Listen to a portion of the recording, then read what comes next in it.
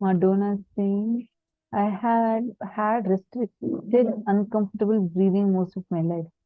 Does how I breathe affect which loka I experience? Your breathing does not affect which loka you experience, but the way you breathe affects the cognitions you carry. So don't worry, just sit and do the unclutching practice, listen to the powerful cognitions. This will directly deepen your breathing. And the best way is to do yoga and puja. Yoga is in a very organized way, your whole body moves and your breathing deepens. And through puja, the emotional currents in the subtle currents in you gets awakened, and that helps you deepen your breathing.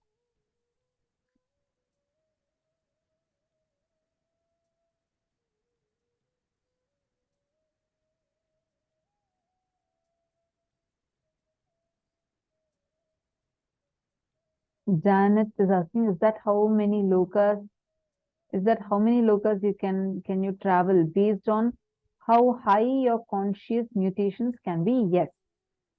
Based on your conscious mutation, you will have more and more ability to travel to a higher loka. That's why actually, Ma, you're getting the conscious currency. It's like you have some, let's say you have a huge amount of money and you have everything in dollars. So now whichever countries accept the dollars, you can go into those countries, right? It's like that. The conscious currency is what Swamiji is empowering you with. All these cognitions are actually conscious currency. That's why Swamiji says do not miss out even on a single one. You all can take a few minutes and read this table. Swargaloka, where the denizens of heaven live. The inner space needed is absolute energy, eternal life. The time does not tire you. Next is Maharloka. Other sages and Marichi, they live over there, where you don't have any self-doubt, self-hatred, or self-denial. Then Janaloka, where your Pitrus live, where your ancestors live, and all the beings with extreme oneness live here. And this is the inner space you need is deep oneness. Well, if you can take a few minutes and write this down.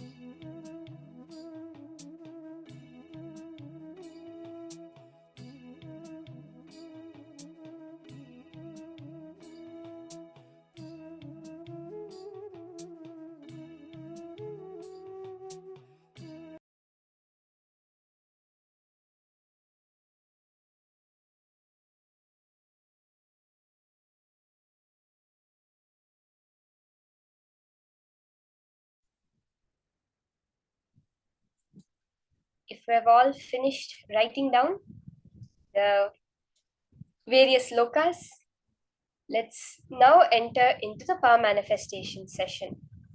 Power manifestation is nothing but accessing your parallel universe dimension. See, the parallel universe you that exists, when you access that, when you realize that part of you, that is when power manifestation happens. As Swamiji says, power manifestation starts in Janaloka. So the more and more you empower your Janaloka existence, then the more and more power manifestation happens with you.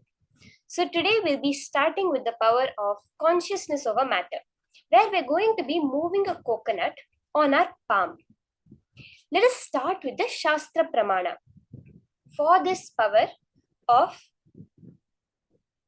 consciousness over matter, which is directly revealed by Paramashiva for all of us.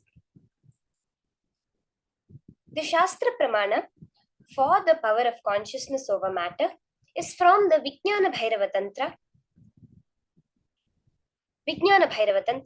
Dharana 95, Sutra 120. क्वचिद् वस्तुनि विन्यस्य शनैर्दृष्टिं निवर्तयेत् तज्ज्ञानं चित्तसहितं देवी शून्यालयो भवेत्. Bhagavan Paramashiva says, having fixed one's eyes on a particular object, vastu, one should slowly withdraw the sight from the object, as well as slowly eliminate the knowledge of that object along with the thoughts and impressions of it. Then, O Devi, one abides in Shunya, the state where there is nothing other than this exists, which is the state of all-inclusiveness or infinity. Very, very intensely, the way Paramashiva is explaining this whole power manifestation, the science behind it. If you see space, the only thing in space that causes a separation is the idea of a boundary. Now, if you close your eyes, nothing around you exists, but you have the idea of a boundary, which is the thoughts. When we drop these thoughts, then that is when the space of oneness happens and power manifestation happens, that state of infinity. The beautiful Apta Pramana from the life of Abhirami Bhattar. On the day of Tai Amavasya, in the month of Tai, the Tamil month of Tai, the Amavasya day, the no moon day, when Abhirami Bhattar was doing the meditation in the temple, the king ruling the area had come for having darshan. Seeing that Abhirami Bhattar was not even aware that a king had come, he asked him what phase of the moon it was that day. Abhirami Bhattar, from that meditative state, told that it was a full moon day. Although it was a no moon day, because in that darshan of Abhirami, he could only see the bright light emitting from her. So the king gets angry and says, if the full moon does not rise today, you will be killed. When Abhirami Bhattar comes out of his samadhi state, he realizes what has happened and he goes and tells Abhirami, Devi, I told only what you told me to tell, so now you have to take care of it. So that evening, he sits on a pit made of fire. He sits on a plank tied with 100 ropes. And he starts singing a song with 100 verses. Every verse, he would cut one rope. Then at the 79th verse, Devi just appears, throws her earring in the sky and makes the full moon happen to fulfill the word of her devotee. So beautifully, the power of consciousness over matter demonstrated by Abhirami Bhattar, where he was able to create even the moon in the sky through the power of his devotion. Swamiji also very beautifully describes this incident from his life.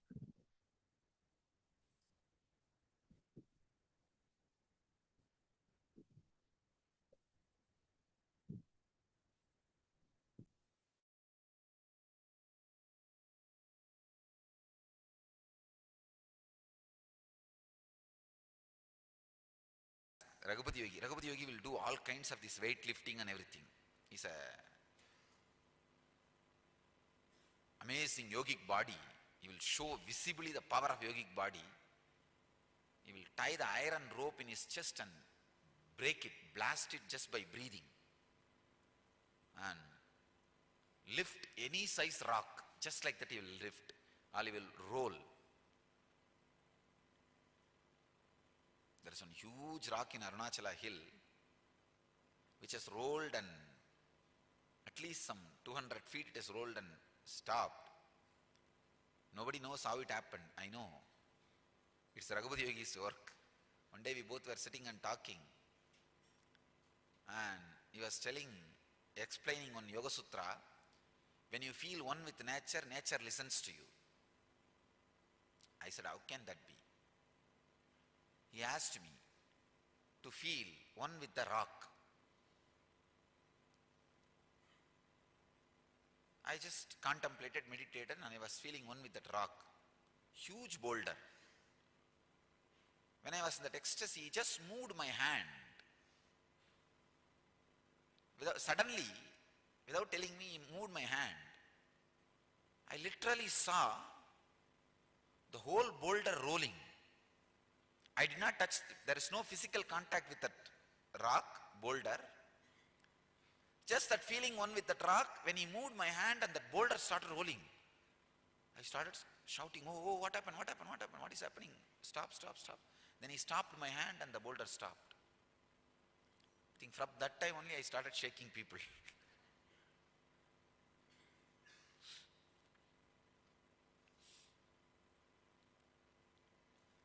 That was the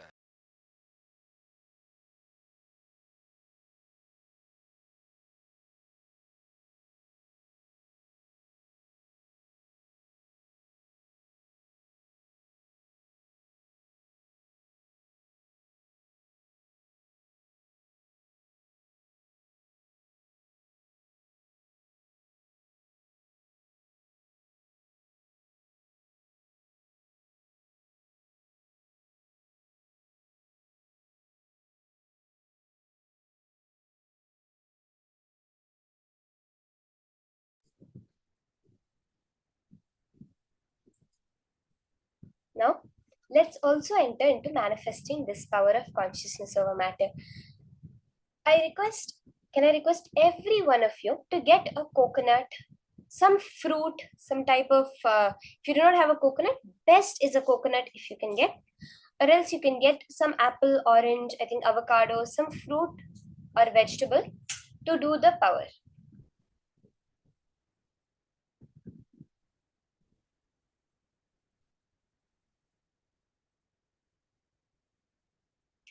So can I request all the participants for this power manifestation to get your coconut? Some fruit, some coconut. So I will be showing to you now how this power manifestation is going to happen. Okay. So all of us, we can keep our hand flat. Okay. Keep your palm flat.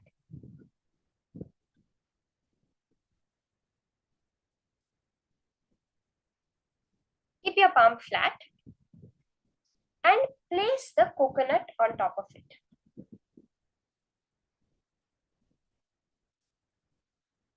So you can very clearly see.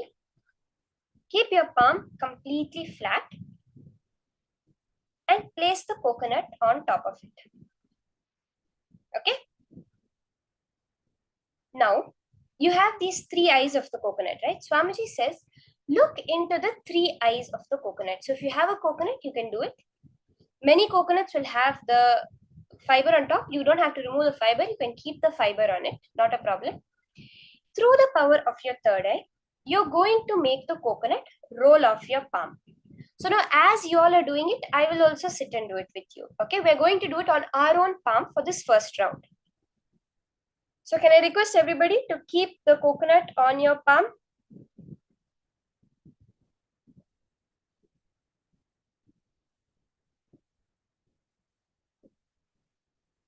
Can keep it. Keep your palm completely straight. Don't cup and hold the coconut. Keep your palm completely straight.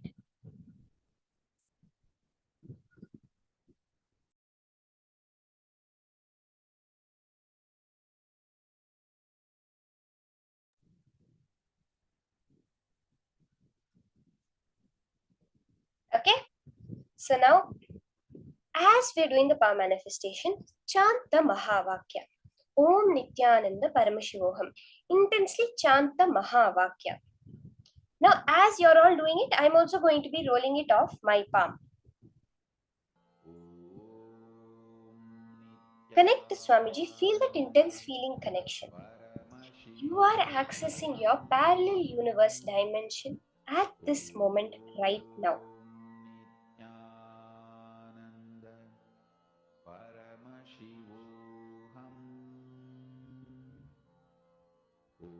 Remember that technique very clearly Paramashiva gives.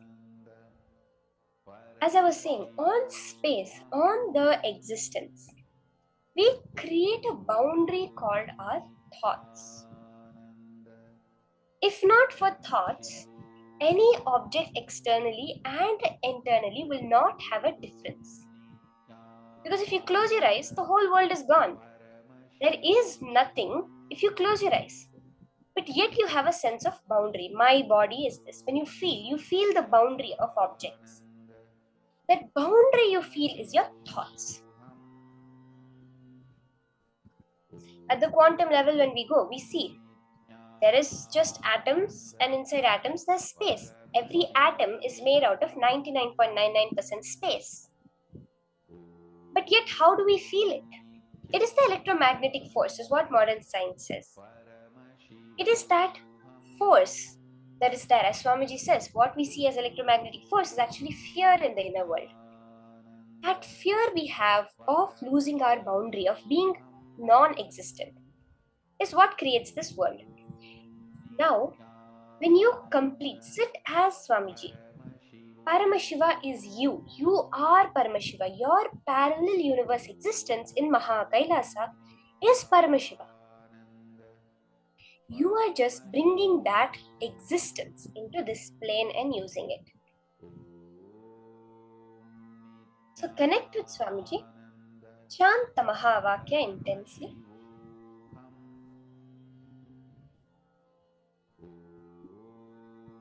Keep your palm completely straight and do the power manifestation.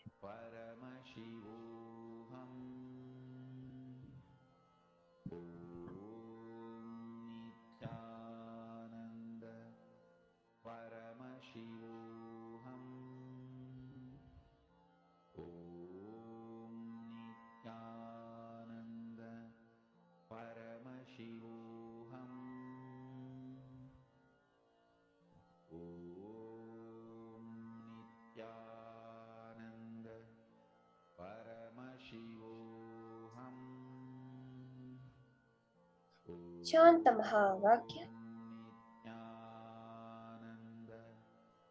Connecting to Paramashiva. First, you'll start feeling an intense vibration. The movement will start happening. See, this power of consciousness over matter, very clearly Swamiji says, it's very easy. So many people have manifested. Literally everybody manifests this power. So when you connect to Swamiji, it will manifest.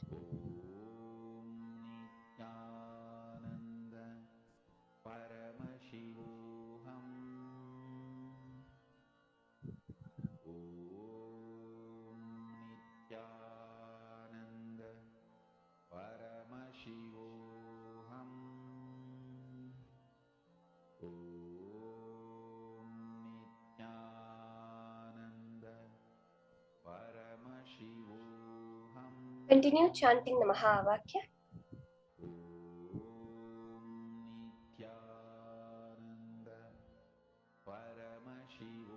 See, just now the coconut rolled out of my hand. The same way, the coconut will just roll out of your hand.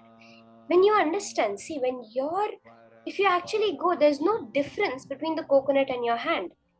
Even scientifically, if you look at it, the deeper you go, we have the string theory, which says everything in this universe is nothing but vibrating strings. At the fundamental level, the idea of individuality, of duality, does not exist.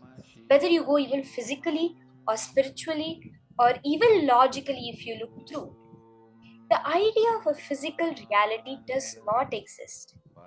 It is our thoughts, it's our perception, it's something we have created. So every time we do power manifestation, you're doing nothing but taking a few minutes every day to drop that perception, nothing else.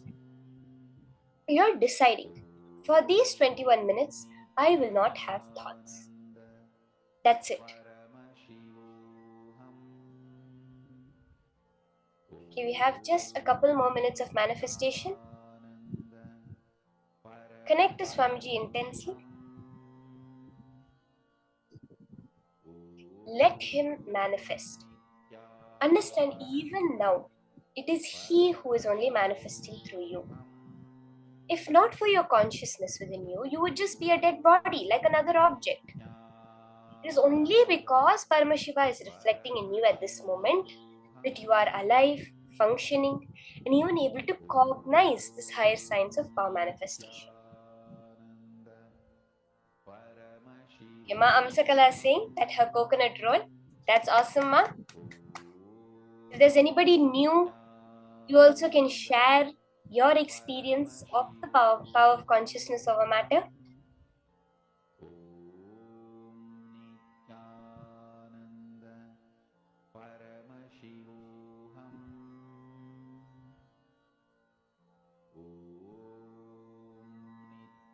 You can have one coconut for you just to do consciousness over matter power every time. See, very clearly, it's like in the further rounds today we'll be doing, where we do it on another person's hand.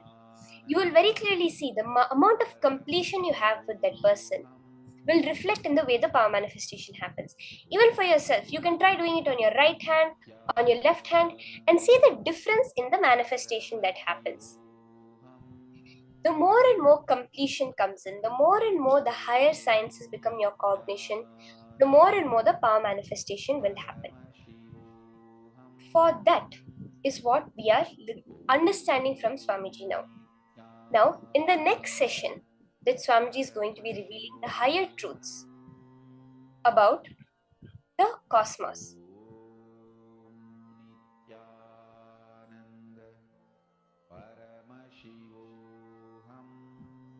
The next session that we're going to be entering into is the session on the four tattvas, the integrity, authenticity, responsibility, and enriching. And as Swamiji says, these are not four tattvas. These are not four principles or ideas, concepts. They are four powers. And it is these that make you Paramashiva, make you Sadashiva. Let's now listen to this from Swamiji himself.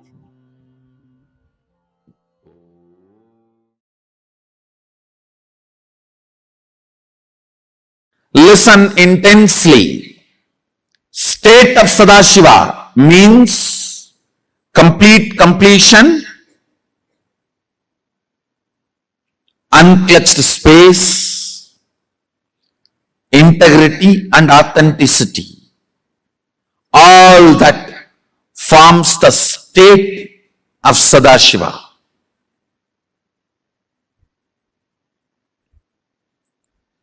When I say space of Sadashiva, Ishwaratva, manifesting,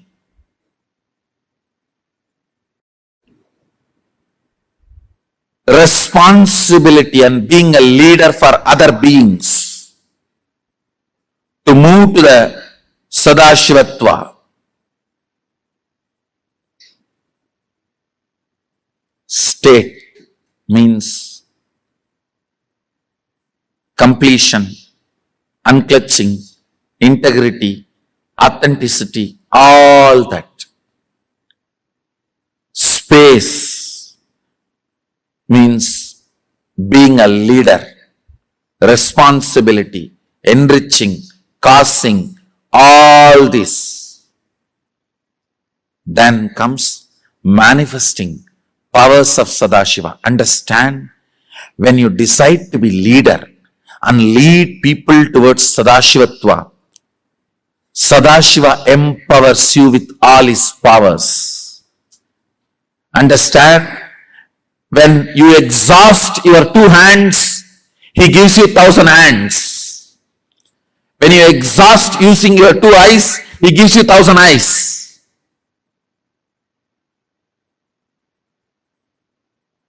When you have put everything to use, then he gives more.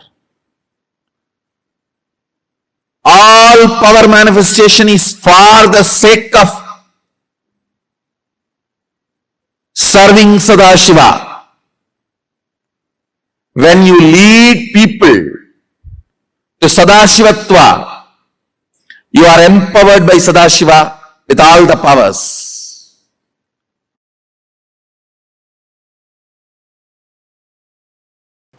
The manifest and unmanifest components of Sadashiva is part of you. The manifest is Satyojatam, Tatpurusham, Ahoram, Vamadevam, Ishanam. If I put it in your user-friendly language, I should tell you, I am not translating, I am putting it in a user-friendly language, means roughly equating it.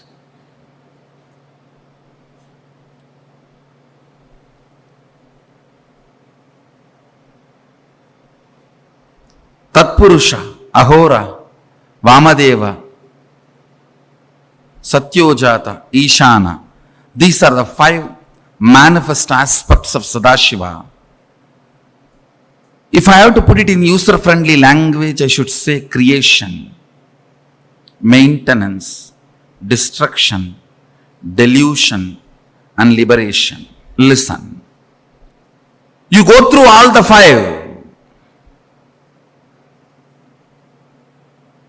When you are in the mode of creation, if you add integrity, you will manifest Sadashiva's creation.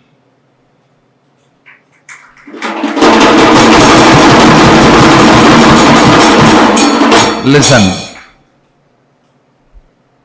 When you are in the mode of creation,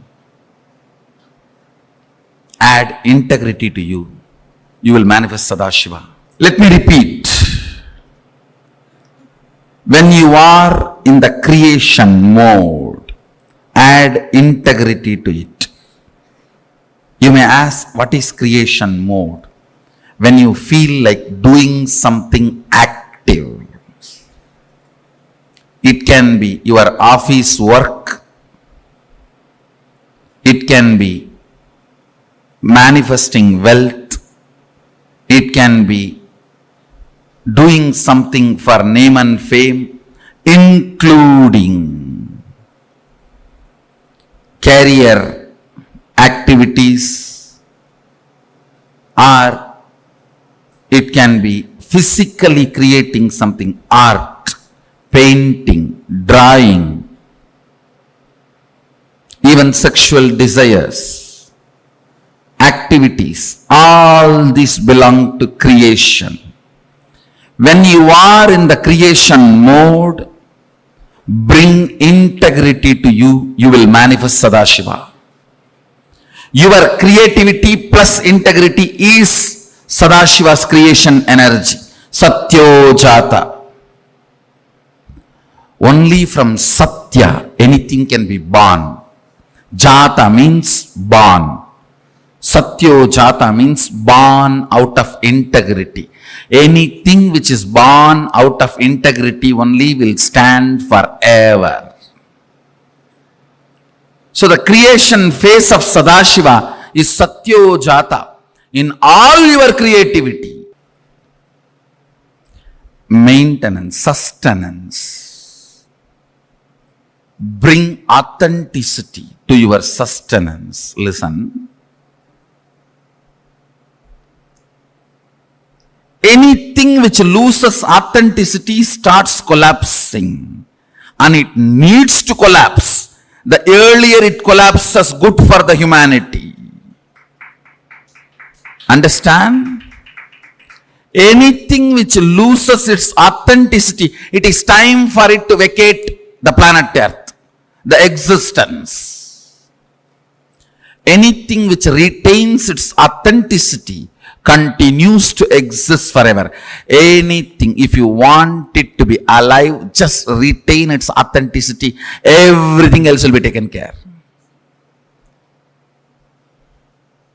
When I was attacked, the only thing I decided, I will keep the authenticity of me and my Sangha. That's it. It cannot be destroyed. Authenticity. In all your sustenance, bring authenticity. In all your sustenance, bring authenticity.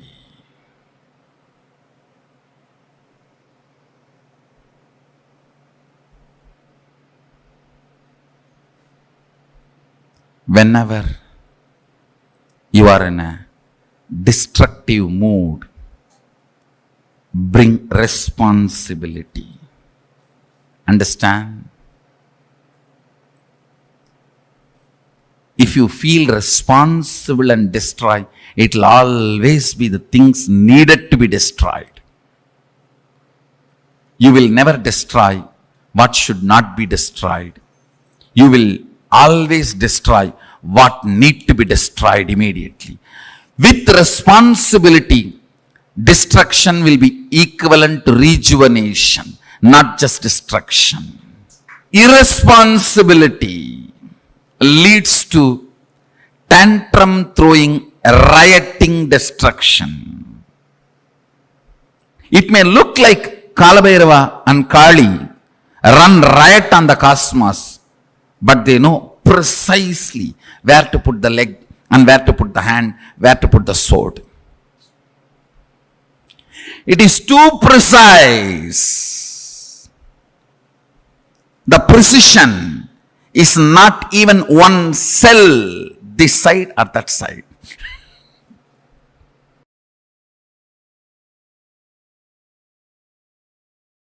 I will expand on the fundamental principle, first principle of becoming Sadashiva. Understand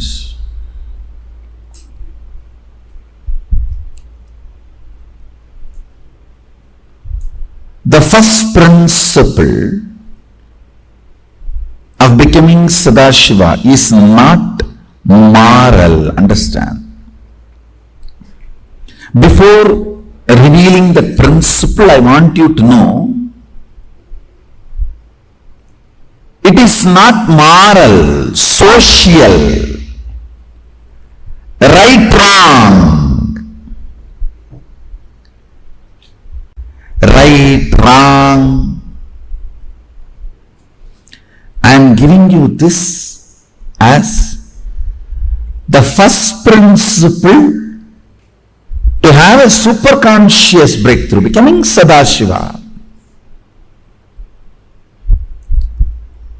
Understand? It is directly from the revelations of Sadashiva. Vedas and Agamas are the revealed scriptures of Hinduism. They are not written scriptures. Please understand. Neither written nor compiled. Vyasa is only an organizer, not editor, compiler, writer. He is neither author nor compiler or editor.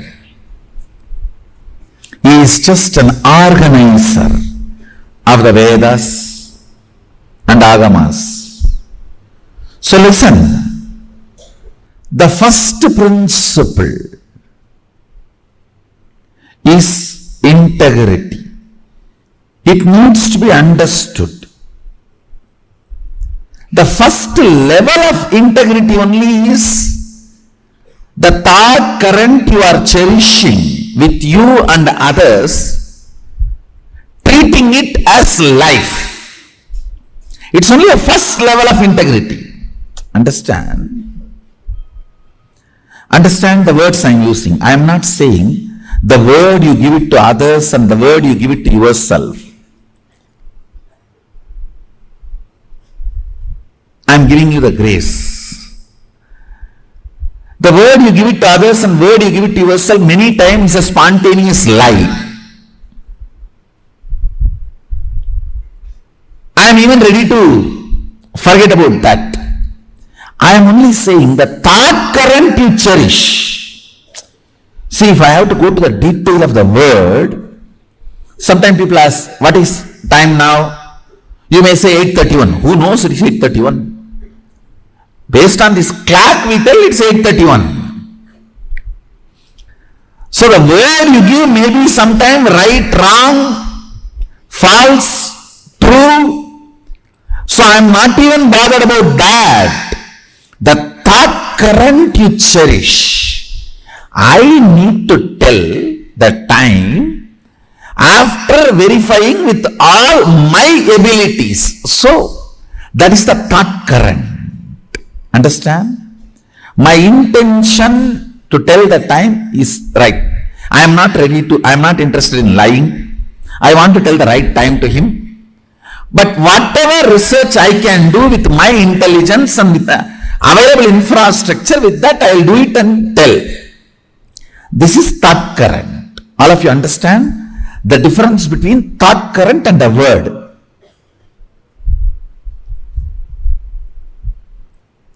If I ask, is this camera recording? If you say yes, that is a word. The thought current behind that word is, so I saw there is a red light burning, which is usually, the red light means recording. That is why all the Indian married women wear that red light on the head. All incidents and conversations will be recorded for further quality training in the future. That's the meaning of the red dot on Indian married woman's forehead. All incidents and conversations are recorded for further training in future.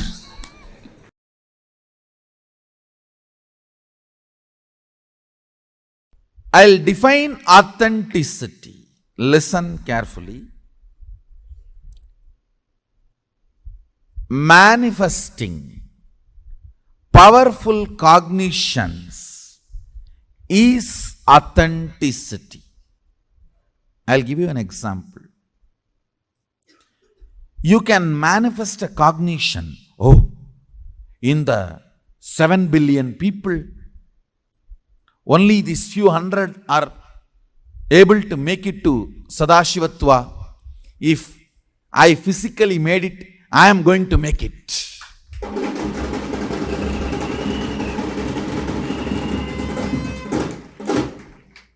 You can manifest this powerful cognition. If I physically make it, I am going to make it.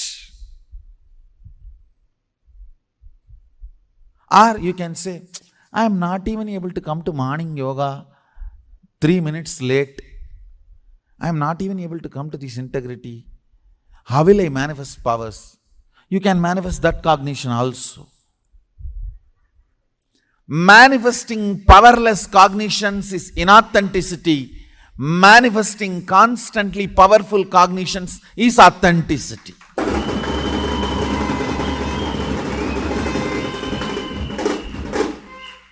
You can say, if my third eye is open, if I am able to roll coconut, I can roll any matter. I can move any matter. Means my third eye is open. How did it get open? By connecting it to the universal third eye of Sadashiva. If I am connected to universal third eye of Sadashiva, then this whole universe, the whole matter is under me. From where you are, you can either go on making powerful chain, powerful links, and manifest powerful cognitions, or go on making weak links, weak chain and powerless cognitions. Human being is a possibility to travel in both directions. If you are going to go on manifesting powerless cognitions every day, you practice inauthenticity. If you go on manifesting powerful cognitions every day, you manifest authenticity. That's all. Authenticity redefined.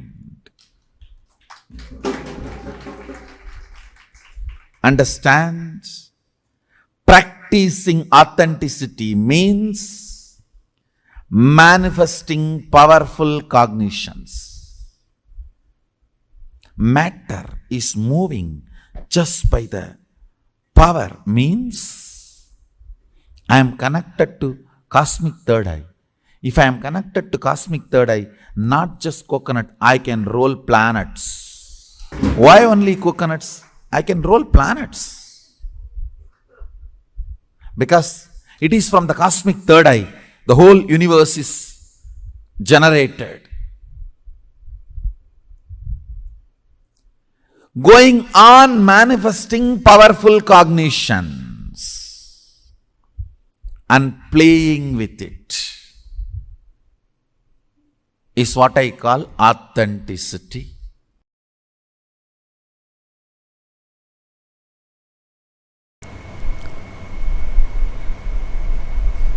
Fundamentally, the purpose of the life, not just human life,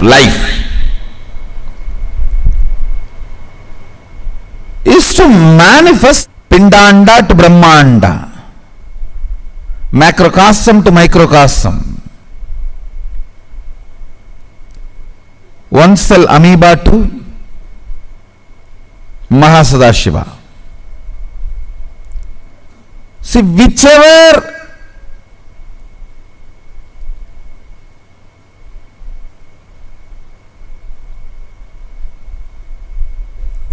part you are in this long journey, you may be just having physical growth, or having physical and psychological growth, or physical and psychological and conscious growth, or whatever level you may be there in this whole journey, supporting other beings in this journey is enriching.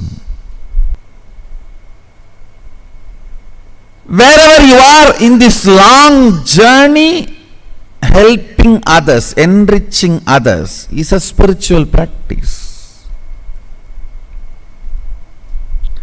Causing others reality is a spiritual practice. Even in life, whether you want more energy in the body, health,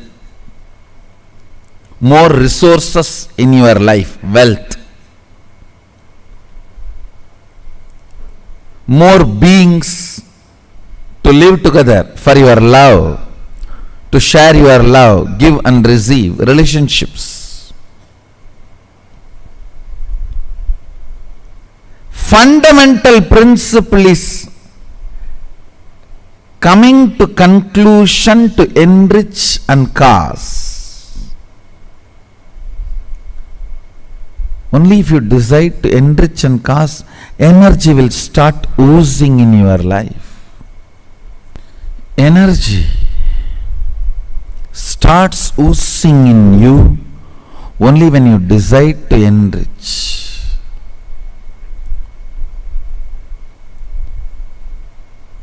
It expresses as health, it expresses as love, relationships, it expresses as resource in the life like wealth.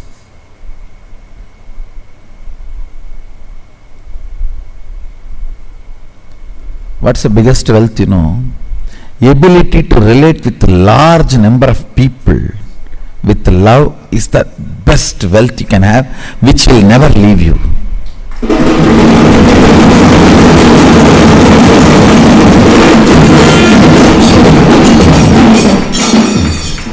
Which will never leave you. Understand? There is only two ways you can be wealthy. The organic way of wealthy is ability to relate with multiple people with energy. You are a being for me, not number. So I'll attend to each one of you and cause your reality. That's all.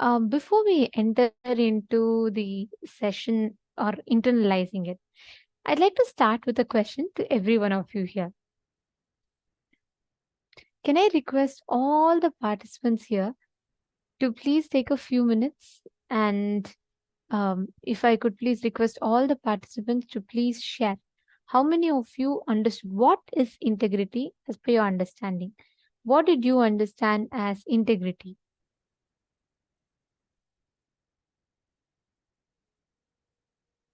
Come on. Can I request everyone, Bigyan Naya, Bigyan Chapin, and Kunyu Shen, what do you understand as integrity? What is integrity according to you? How did you understand integrity from what Swamiji revealed? Come on, everyone. Ma Sangeeta. Okay, Sangeeta Ma has posted, manifesting powerful cognition is authenticity. Wonderful. Malita Sege. Ma Geetanjali Khanna. Ma Eleanor Mayer. Come on, every one of you. Ma Sherry Gao. Every one of you, please post. What do you understand as integrity?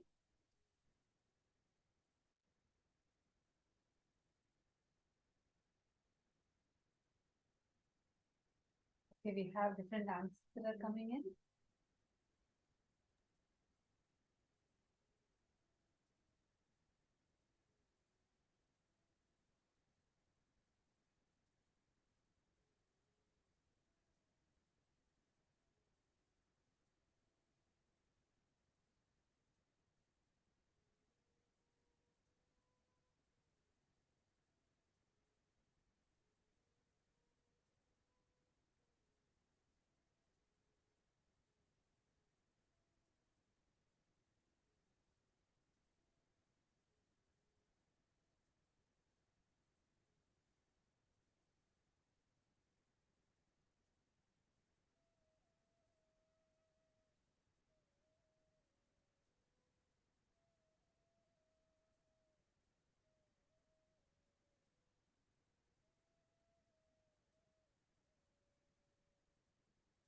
All right. So now, as every one of you are doing this whole exercise, right? Now we all defined what is integrity. See, most important thing, it's not just honesty or a morality. It is not just a morality based principle. Integrity is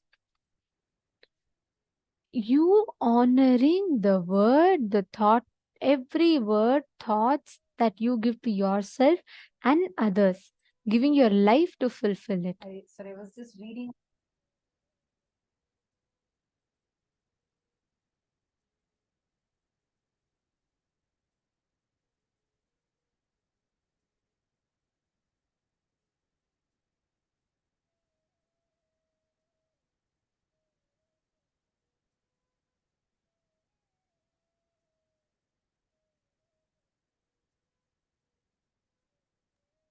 Nityanandam, are all of you able to hear me now? Is this better? Nityanandam. Yes. Sorry for that. I was just reading out the different definitions each of you had posted. I saw Deepak Kayar, Singaravedu, Prakash Rao, Bigyan Champagne, and Kunyushan, Sumitra Agrawal. Many of you had posted different definitions of integrity. True, it is a power that you are having within yourself. That is right. Integrity is, see, when you say true to yourself, what we understand as being true to ourselves is only one level. When you understand integrity as you being integrated first level with your words, the words that you give to yourself and to others, and being integrated to the cherished thought currents that you have, that is integrity. That would automatically come expressed as being true to yourself. But because this being true to yourself, I just wanted to, I think Prakash Rawaya had posted So I just wanted to add this one point, because what you're saying is not wrong, but it should be in this way so that you cognize it more deeper. So that's one thing I wanted to just add. So understand, integrity is the power of your word, just with your word. How many of us have heard great Puranas where just for this one word they give, they go to such great extents. For example, Ramayana, just for that one word, Rama's father, Dasharatha, would have given to Kaikeyi. Rama goes to forest for 14 years just for one word. Same way, one word Bhishma gives in Mahabharata. Bhishma gives one word. He says that I take a vow forever, I'll be a brahmachari, akhanda brahmachari. He doesn't marry, even though he lives 3 generations together, he does not marry. He does not even aspire for the Simhasan. If you know those stories, you would know what I'm mentioning about. Just the decision to be integrated. That is why after so many years, eons together, we are still remembering them. Integrity awakens the power of Vak in you. It awakens the power of your words, where when you say something, things just happen. Even nature listens to you. Things move the way you tell it to move. When you hold integrity inside of you, it unlocks your Vak Shakti. Whatever words you utter will just become reality.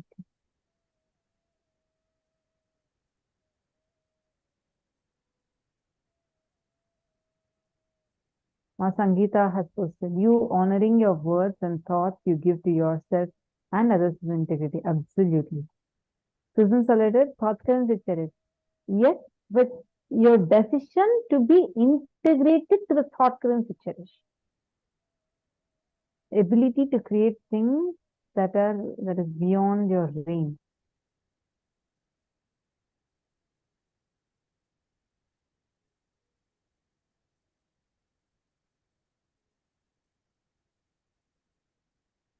I keep changing. Okay, Shariga has posted, I keep changing. When I tell something to me or others, I keep changing often. Is that unintegrity? Yes, you call that as non-integrity. Now you need to see, every time you give a word to someone, it's like you're giving a part of you to them. All these words are literally making you together as one person. So every time you say, okay, you know what, I'm going to meet you at 6 p.m. today, and you give a word to someone, it's like you're given a part to them. When you do not fulfill it, even if you fulfill it instead of 6, you meet that person at 6:10, 10 minutes late, it is still not integrated. It's like each part of you is going in different directions. That is why actually, if you see, when you understand integrity and you start living integrity, even your body gets into integrity. What are the diseases you have? It's just basically your heart functioning in one direction, your liver functioning in another direction. Basically, when your internal organs, when your body is starting to function with certain non-integrity, that is when you start thinking, you start having diseases in you. Am I right? Now, it's your power of integrity, once you declare, it can infuse into all these areas also. So let's do a very quick exercise. We are going to be working on this layer of integrity. Are all of us clear with what's integrity? So now we all are going to together work on integrity, and especially completing with your Vak. That's what all of us are going to be doing now.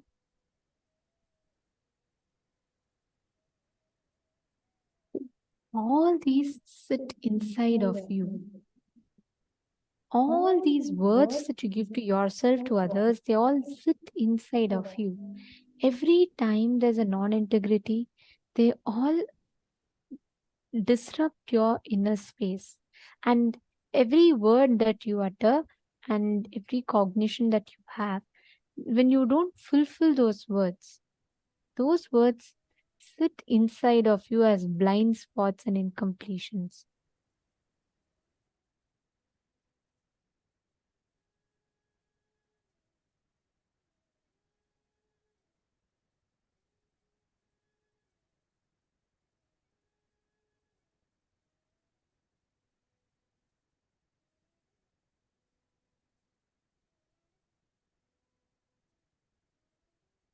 The first priority and only priority is to make you Sadashiva, Paramashiva, to give you the conscious breakthrough. That is the purpose. State of Sadashiva means complete completion, unclutched space, integrity and authenticity. Space of Sadashiva means Ishwaratva, manifesting the leadership consciousness in you, manifesting responsibility in you. And being a leader for other beings to move to Sadashivatva. When you decide to be a leader and lead people towards Sadashivatva, Sadashiva empowers you with all his powers. State is the bow. The action of putting the arrow on the string and pulling it back is creating space, and releasing it to go and manifest the reality you want is manifesting powers.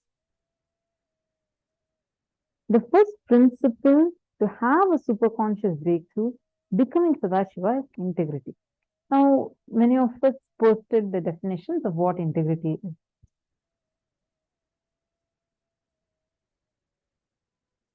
Understand, integrity is the thought currents you're cherishing with you and others and treating it as life. For example, if someone asks, oh, what is the time now? You may say 8:31. Who knows whether it is 8:31 based on this clock? We tell it's 8:31. The thought current you cherish. I need to tell the time after verifying with all my abilities. So that is a thought current. My intention to tell the time is right. I am not interested in lying. I want to tell the right time to him. But whatever research I can do with my intelligence and available infrastructure, with that I'll do it and tell. This is the thought current of integrity. How many of you are understanding this? This is way more deeper than you just saying that, okay, I'm going to be true to just the words I give. It's actually a level deeper. Can I request all the participants to post what you have understood so far?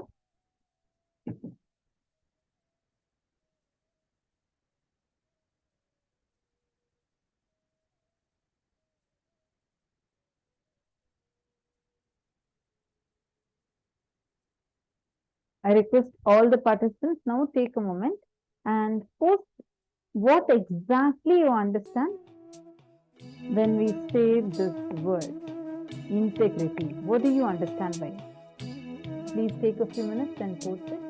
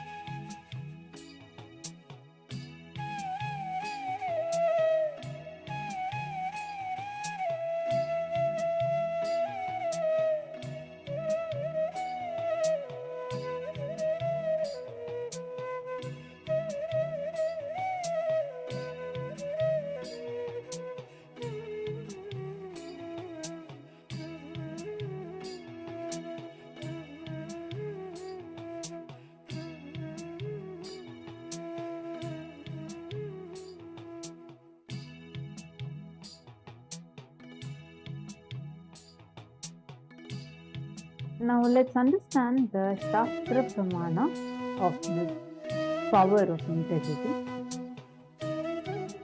The Sambhini Shakti, power of stability and firmness like a pillar to be integrated to achieve Shivatva, even in unfavorable situations.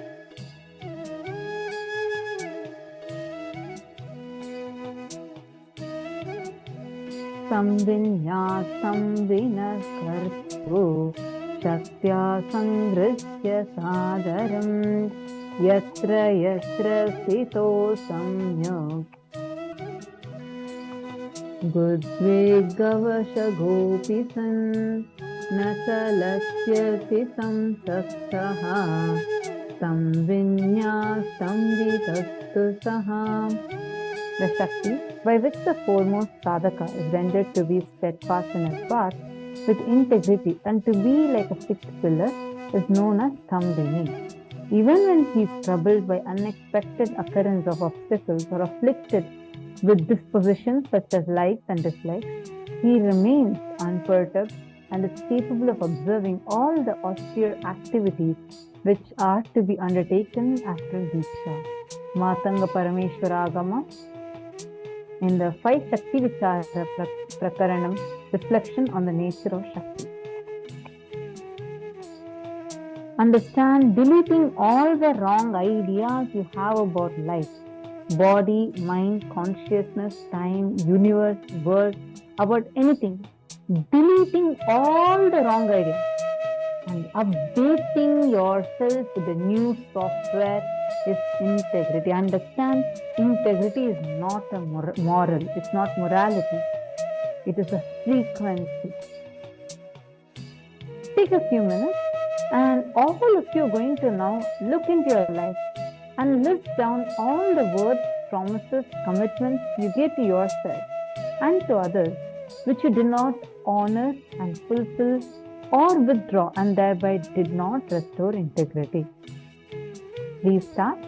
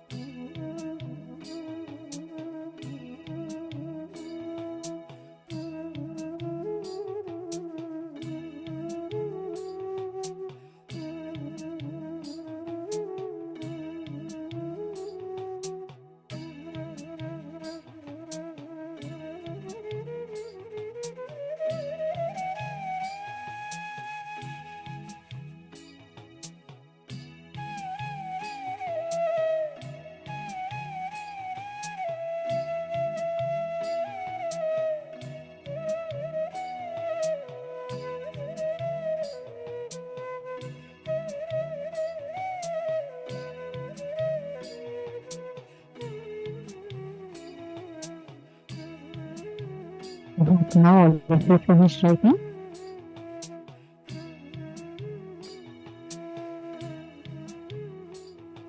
Have all of you finished writing the first step? Now, take a few minutes, make a commitment to yourself to bring in integrity and complete with your words, promises, commitments you give to yourself and to others. So either fulfill what you declared or withdraw all those words and promises. Take a few minutes.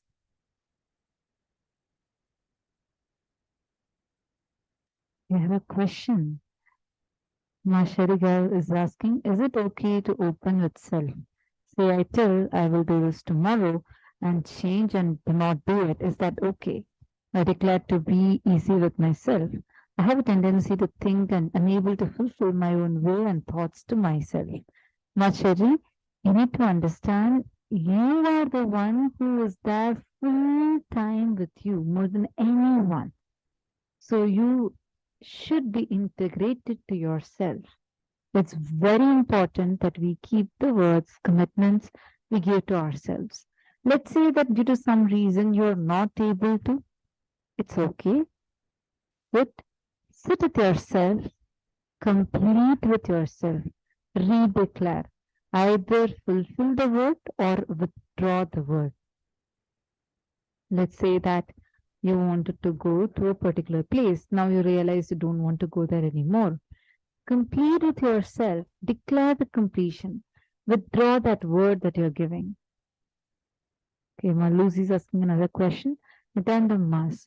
From what I understood, integrity is to always fulfill and treat your word to yourself and others as sacred, your life. As the first principle, harnessing Sadashiva Shakti in you. In the exercise, we are asked to either fulfill or withdraw or our unfulfilled word, promises through completion. Can you please explain how to continuously empower, purify our work if we want to honestly help people and don't like to say no to them when they are in need, but we keep not being able to always fulfill those promises? Doesn't that continuous habit of having to withdraw or recommit and complete diminishes the work power itself by decreasing more and more the truth in ourselves to commit in the future, taking on less responsibility, thus losing the intended increased connection with Paramashiva through work and enriching others? Okay.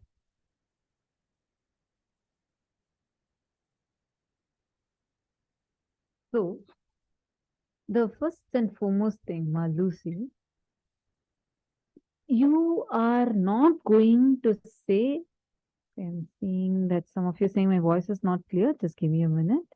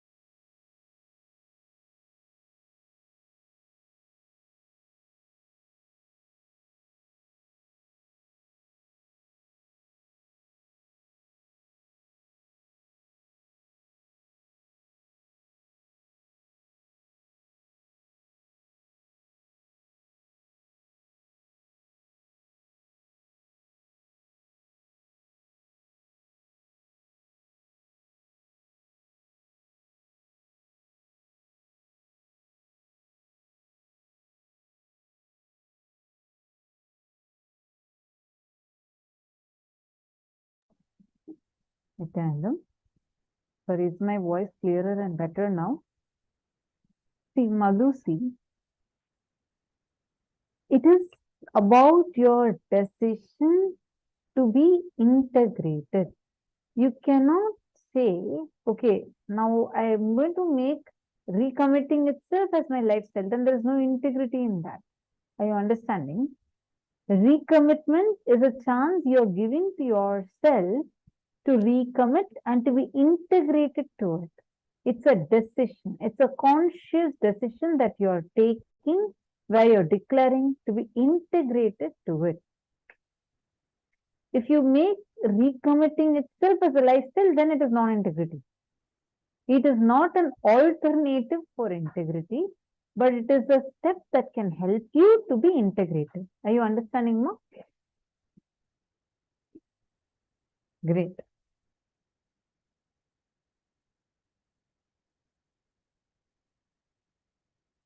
We are going to be giving all of you, this is a gift directly from Swamiji. We are going to be emailing this gift to all of you. It is about how to unlock the 4 inner powers in you. The 4 tattvas make you Sadashiva. To be able to unlock these great powers inside you, you must first understand a little more about yourself. Whether you know it or not, whether you believe it or not, you have 4 giant powers sitting inside of you. And your personalized and blessed copy is included in your gift. Please check out your email. You would be receiving this gift today.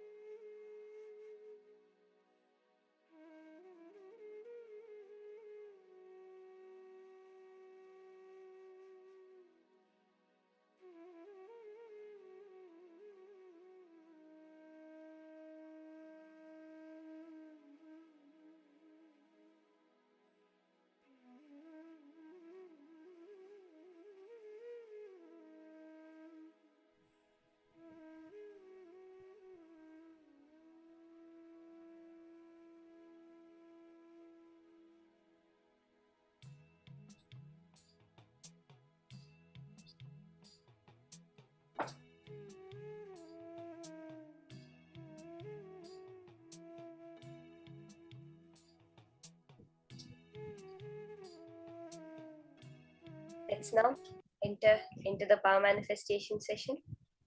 Every completion awakens the powers within us to make manifestation happen. All our patterns, all our thoughts are just different things sitting inside us that are not allowing us to manifest powers, that is not allowing us to live to our full potential. See, even now, what's happening around us, whether it's you see some objects are there, you see some people are there in your life, all of that is also your manifestation only. But when we're doing power manifestation, we're doing nothing but understanding the science of how I manifested these things in the first place, so I can manifest everything as I want it to be. That's all. Now, in this round of power manifestation, we'll go to the next level of consciousness over matter. Are we all ready?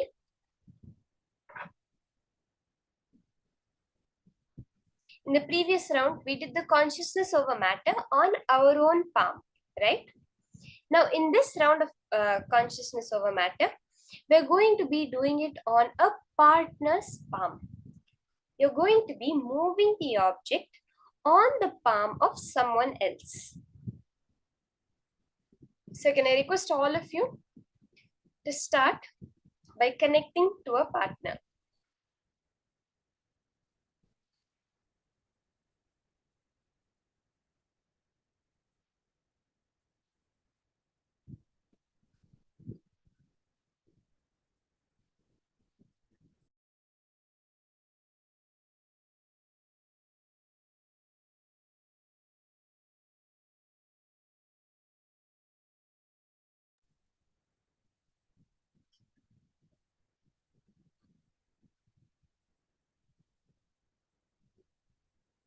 Let's take a few minutes, connect to someone.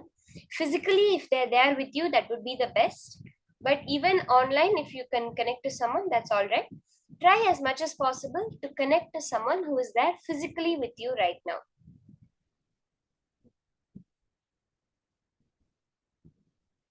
And now on their hand, you're going to keep the object. Whether it's the coconut or the orange, the apple, whatever fruit you were using for power manifestation, you can put it on your partner's hand. Exactly as I had showed previously, you can place it on a flat palm. Don't try to cup and hold the object. Let your palm be completely flat.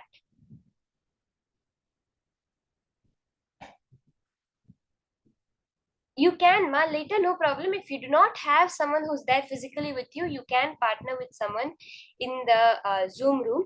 But as far as possible, do it with someone who is physically there with you, because it will be easier for you to relate when the power manifestation happens.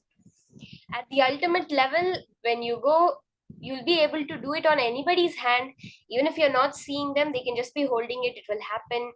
Like many times during the world tour, when we have gone, we have a room of 200 people to 300 people sitting, all of them with coconuts in their hand, and from the stage, just sitting there, manifesting on each and every person's hand, not even missing one person. Out of all 300 people, 100% of them dropping the coconut from their hand. Like this, you'll be able to manifest.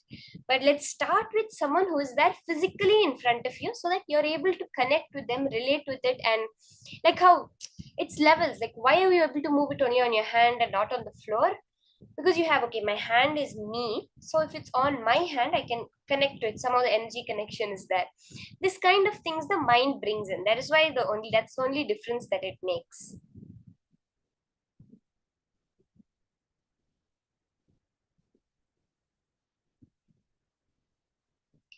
Yes, ma. Preferably, don't allow any movement in the palm. You can keep your palm absolutely flat, like completely flat.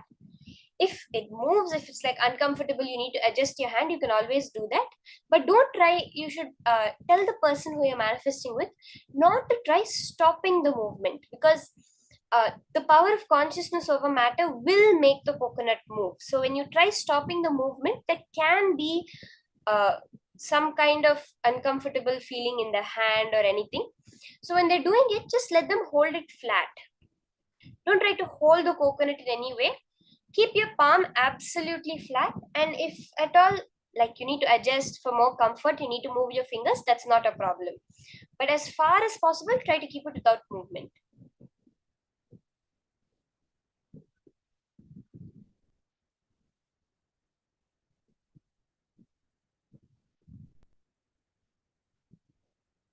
Okay, let's start the power manifestation.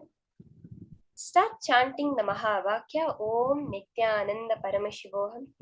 Intensely chant the Mahavakya. That is the frequency, the vibration of you connecting with that object. Yes, you can see the picture in front of you right now, how to place your palm.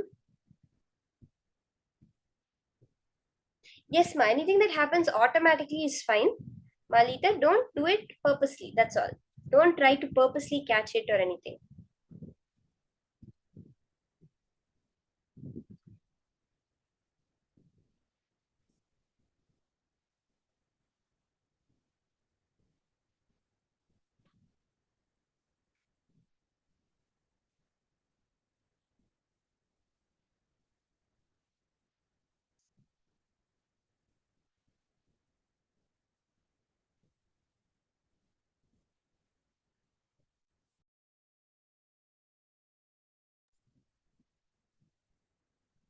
Connect to Swamiji. Remember Swamiji in the depth of your being as you. Do not cognize Swamiji as someone separate. Do not visualize him. Sit as Swamiji, as Sada Shiva. Whoever is your Ishtadevata, whoever you connect to, sit as them. Visualize yourself with 25 heads, 50 hands, or as Sadashiva with 5 heads, 10 hands. That eternal 16, smiling face, in that bliss of Paramashiva. Chant the Mahavakya and let there be no disturbance in your inner space. Just remembering Swamiji, sitting as Swamiji, let him fill your inner space.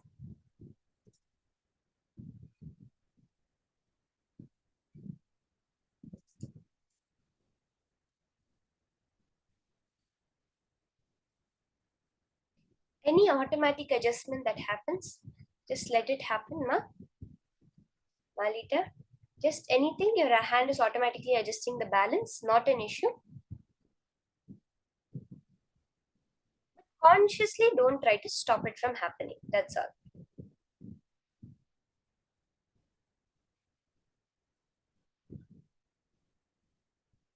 You'll see the Atmalinga, it'll start vibrating many times. It'll start, rolling from side to side, left to right. All these things will immediately start happening if you're doing with the Atmalinga. Even the coconut, that intense heat, vibration, we have heard from many people, they start feeling the movement of the water in the coconut. Like, the coconut has water in it. You can feel the balance shifting forward and the whole coconut tipping over. Just don't expect anything. See, all power manifestation is a side effect of sitting in the space of oneness with Paramashiva. So focus on that. Let your whole attention be on sitting as Swamiji, chanting the Mahavakya. The movement will automatically happen. That cosmic intelligence, which is right now manifesting the world in front of you, will manifest the power manifestation.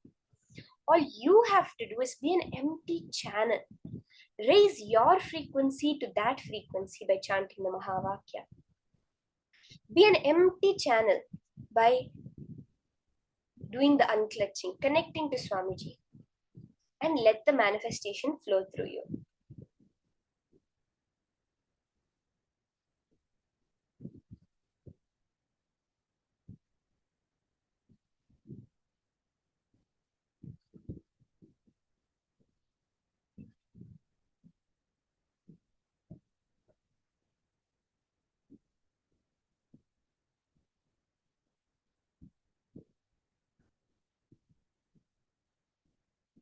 Whatever Paramashiva is showing you, enjoy it, be in the space of gratitude to him.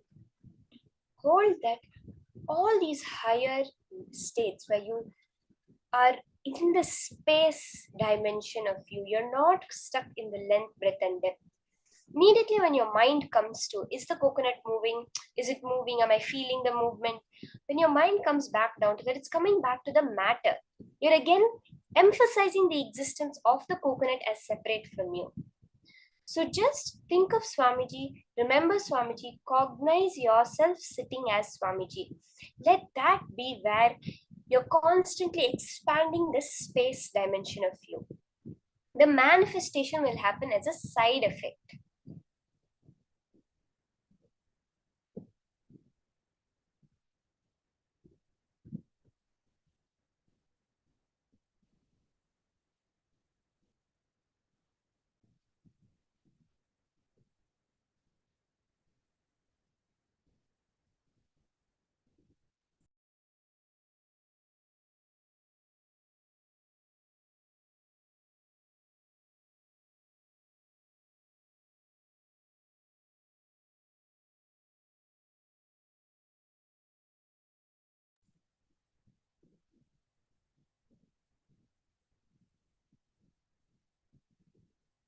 Every time you drift off, just bring yourself back. Don't feel like, oh, I missed it. No. Just bring yourself back immediately. No. Aligning back, thinking of Swamiji, remembering Swamiji, cognizing myself as Swamiji, chanting the Mahavakya, and connecting to Paramashiva again.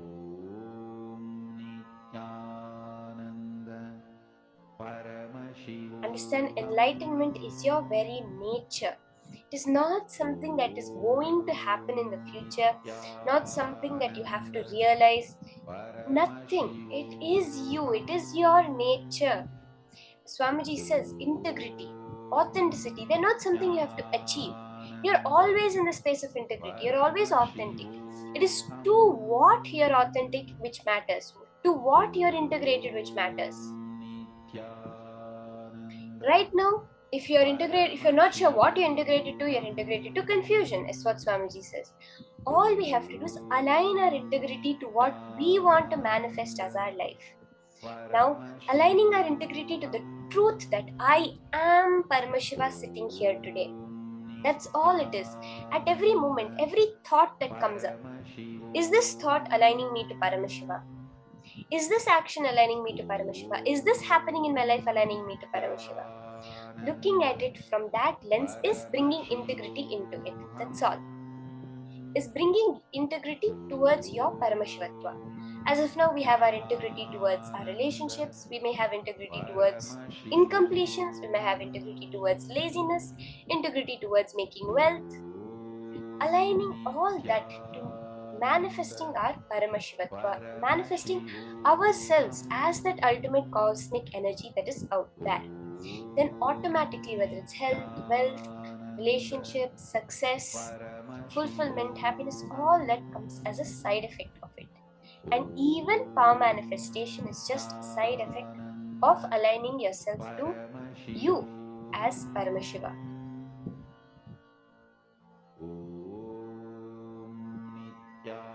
Nithyananda Paramashivoham. Om Nithyananda Paramashivoham. Continue chanting the Mahavakya. Nithyananda Paramashivoham.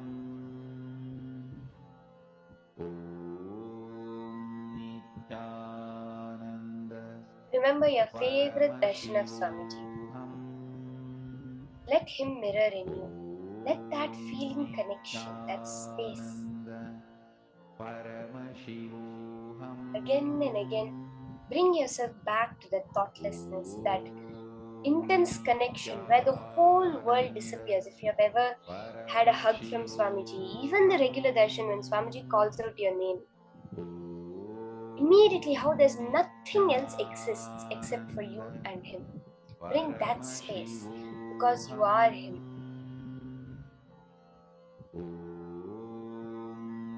Nithyananda Paramashivoham. Om Nithyananda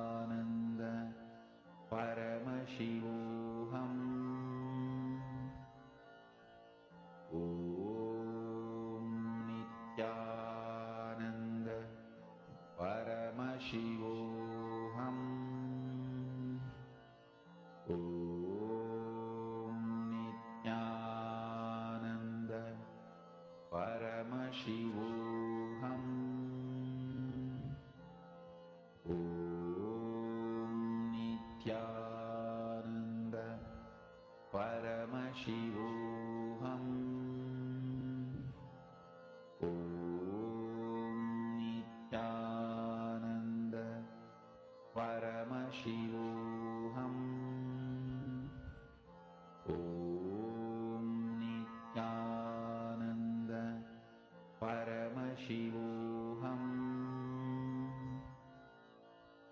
Om Nithyananda Paramashivoham. Om Nithyananda Paramashivoham. Let the manifestation happen. Just witness how beautiful that bliss that comes. When you realize, yes, I am Paramashiva. When you have those few minutes where you glimpse your real existence in the parallel universe as Paramashiva. Paramashivoham. Om Nithyananda Paramashivoham. Om Nithyananda Paramashivoham. Om Nithyananda Paramashivoham. Om Nithyananda Paramashivoham. Once you have done it on one person's hand, you can switch the hand of the person. You can do it on their left hand. If you did it on their right hand, you can do it again and again.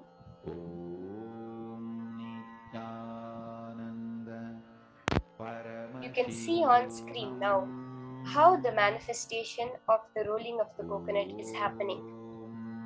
Nithyananda Paramashivoham.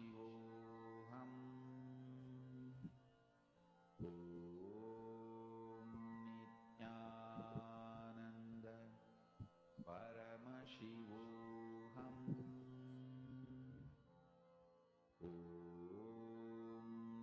Nithyananda Paramashivoham. Nithyananda Paramashivoham. Nithyananda Paramashivoham.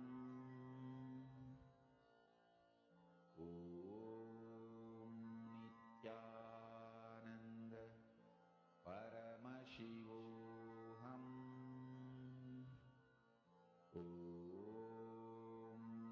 Nithyananda Paramashivoham.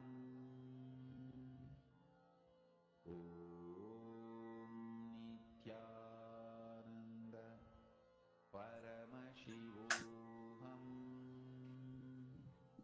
So beautifully, we saw how the manifestation had happened. Can all now post in the chat, how did the manifestation happen for you? What are the feelings you had? Did you feel that energy vibrating in the coconut? You can ask your partner with whom you were manifesting, to share about the experience of the manifestation. How many of you it rolled on your partner's hand? Can we all just post? It rolled for me. Just post that. Swamiji says actually that I'm not here to. He says a person who is with the Shastra Pramana is an Acharya. A person who is there with the Shastra Pramana and the Apta Pramana is a Guru. A person who is there with the Shastra Pramana, Apta Pramana and the Atma Pramana, who has also experienced, is an enlightened master. But a person who has come to make the Shastra Pramana, Apta Pramana and the Atma Pramana as a Sakshi Pramana is an incarnation. He says, I am not just here to say that I have experienced it. I am here to listen to all of you shouting that, yes, I have got it. All of us telling that, Swamiji, it manifested for me. That is what he has come down for. Not just saying, oh, Krishna manifested. Not just saying Swamiji manifested, but each and every one of us manifesting. That is what Swamiji has come down here for. Okay, Ma Christine Jones has posted that it rolled for her several times on both hands. That's awesome, Ma. You can work with more partners, Ma. You can work with rolling it on other people's palms also. You will see it will happen so immediately. It will just happen. Like many times for me, I've rolled it where people come and they're really skeptical about the power manifestation. They say that no, there's no way this is all true, and it'll take hours to roll on their hand because it takes that much time for their logic to tire of arguing. Now, when you're manifesting it on another person's hand, the oneness you feel with that person also comes into play, right? Because you feel, yes, my hand is me. It's like, okay. But when you're manifesting it on another person's palm, you feel like, no, that person doesn't believe it, or they're not going to let it happen. They're going to purposely not let it happen. All these kinds of ideas come up when you complete with the other person. Like, in Gurukul, what we would do is if we had some incompletion with a person, we would complete with them and then do the consciousness over matter on their palm so that we can see, yes, the completion has happened. Because when the incompletion is there, it takes a long time or the manifestation doesn't happen. But when the completion is there, because that space of completion is the space of oneness from which power manifestation happens. So, Ma, you can work on doing it with more and more people's palms. Okay, now let's enter into the next session, the next powerful cognitions from Swamiji himself, learning and understanding about the 25 states of consciousness. Yes, you don't just have 3 states of consciousness, your deep sleep, dream, and waking state, you have 25 states of consciousness. Let's now hear about this from Swamiji himself. Nithyananda Paramashivoham.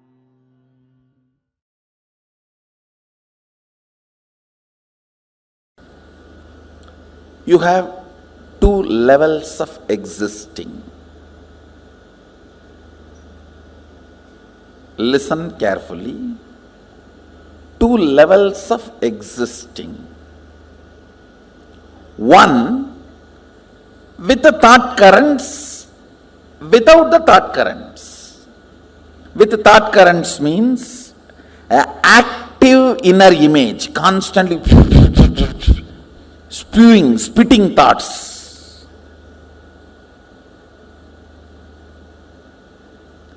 Without thoughts, in deep sleep, where I think some of you are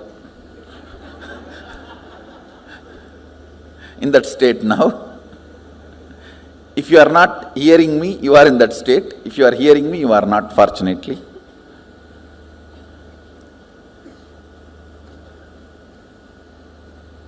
I'll repeat, listen. With thoughts, without thoughts. With thoughts, all of you know, constantly picking fight with everyone, everything. Actually, with thoughts is nothing but constantly picking fight with everything. When you stop picking fight with everything, there will be no thought.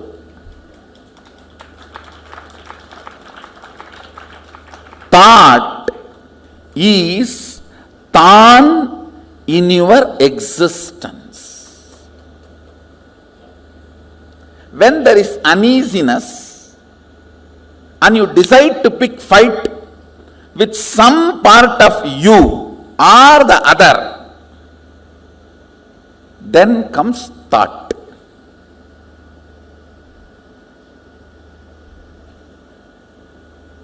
Without thought, you know, deep sleep, in the night time, or sometimes in the daytime. Whenever you are in the deep sleep, no thought. So these two, same way, listen. With thought, without thought. Same way, with your existence, remembrance of your existence, without the remembrance of your existence.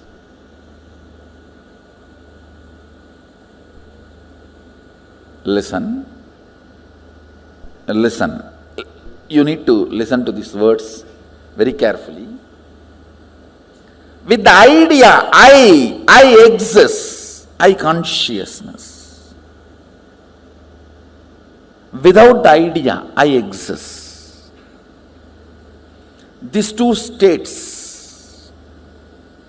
How many of you are able to understand? See, now, all of you have the idea I exist. Am I right?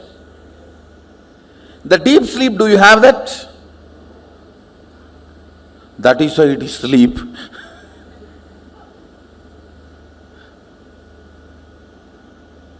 So, there are two ways and two states.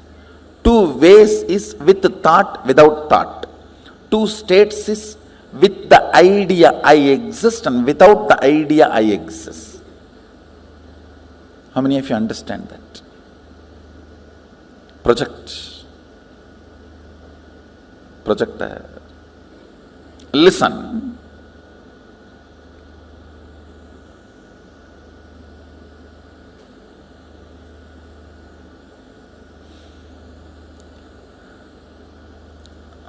With the idea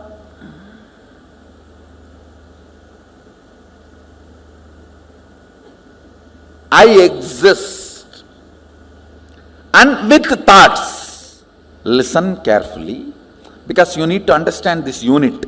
This is the fundamental unit.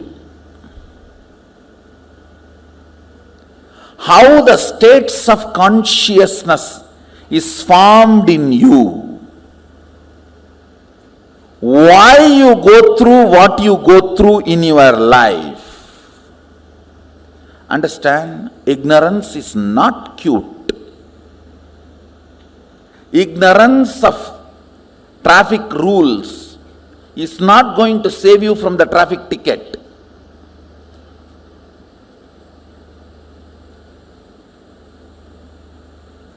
Ignorance of traffic rules is not going to save you from ticket.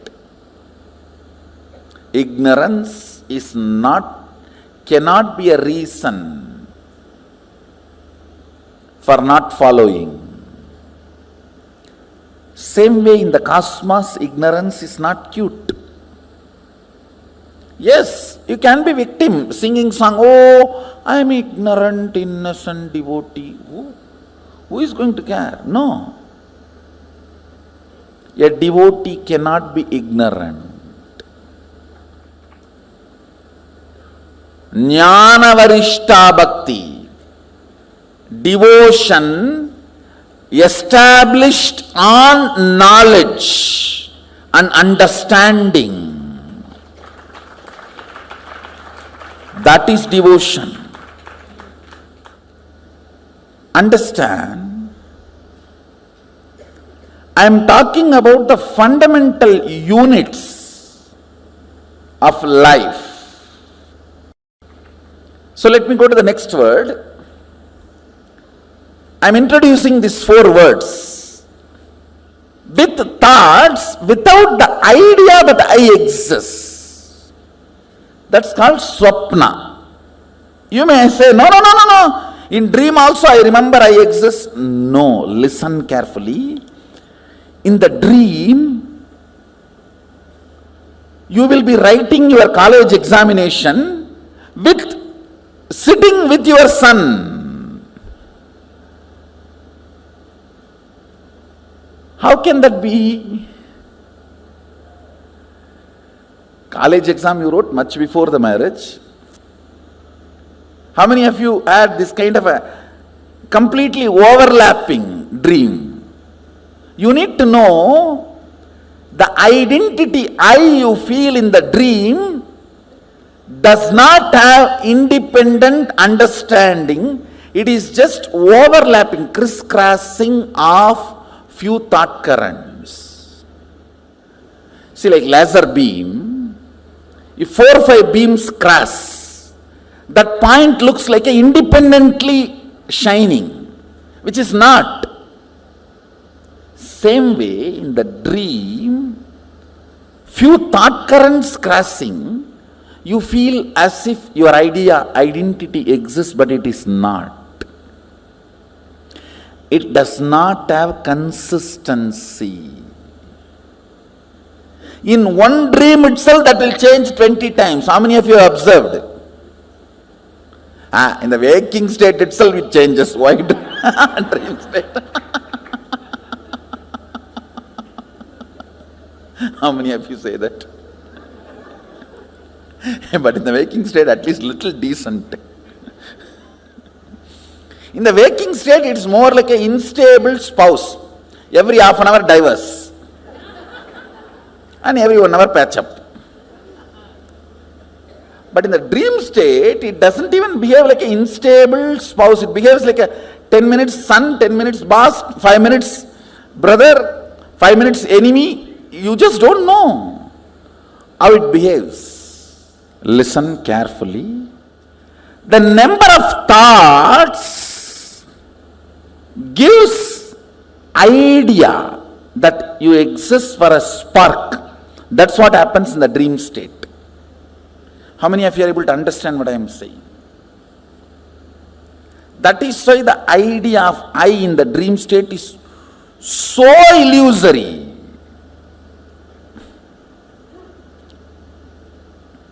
Many times you don't even remember you when you come back from dream. What was your idea about you? Seen but does not exist. That's a direct translation of the word swapna. Seen but does not exist.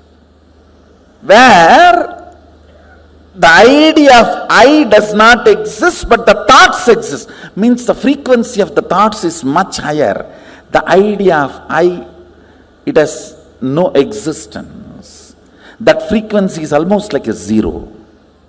Then third word I am introducing, listen, where neither the idea I exists nor the idea thoughts exist. That is what is called deep sleep, sushupti. These three all of us experience in our day-to-day life. The fourth word I am going to introduce, it has no word. That is why it is called turiya. Turiya means fourth in Sanskrit. In Sanskrit, the word turiya means fourth. That's all. Because there is no word for it. Where the idea that I exist is there. I am there, but there is no thoughts. That is called the fourth state, turiya. With the idea I exist, but without thoughts, is turiya. With I plus with thoughts is waking state. Without I but thoughts is dream state. Neither I nor thoughts is deep sleep state. Only I, no thoughts is turiya. Now I want you to remember these four words. Let me repeat. Jakrat means waking state. Swapna means dream state. Sushupti means deep sleep state. Turiya means fourth state, awakened state. There is a fifth word Mahadeva introduces in Agama called Turyatita, means not only you are awake, you are alive, you can move anything you want. See, if you have manifested the powers of moving a matter, how many of you are successfully able to move a matter? You have seen the glimpse of Turyatita. Turyatita is the state where awakening becomes power manifestation.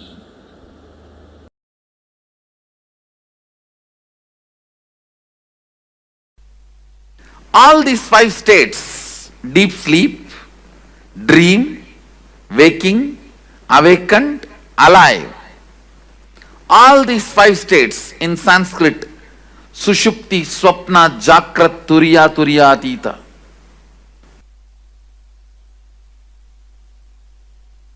all these 5 states cross each other. You may ask, how? Because you are no more a single integrated being. All the time, one part of you is planning, strategizing about your future and possibilities. The other part of you is just interested in denying you, which is strategizing.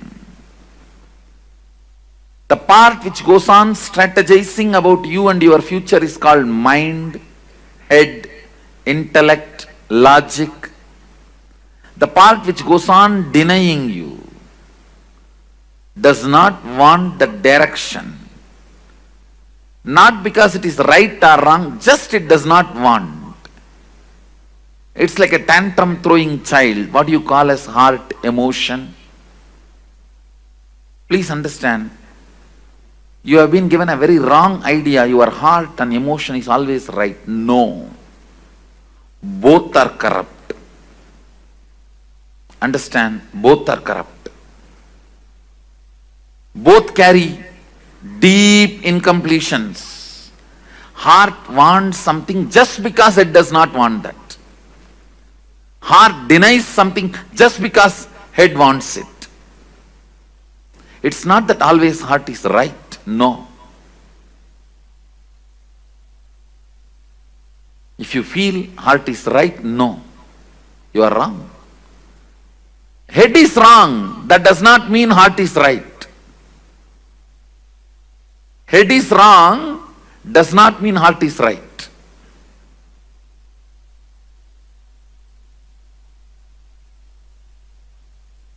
Sometimes head is right.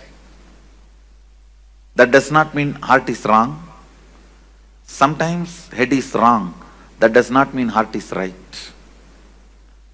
Both have their incompletions, both have their problems. Because you are no more a single being.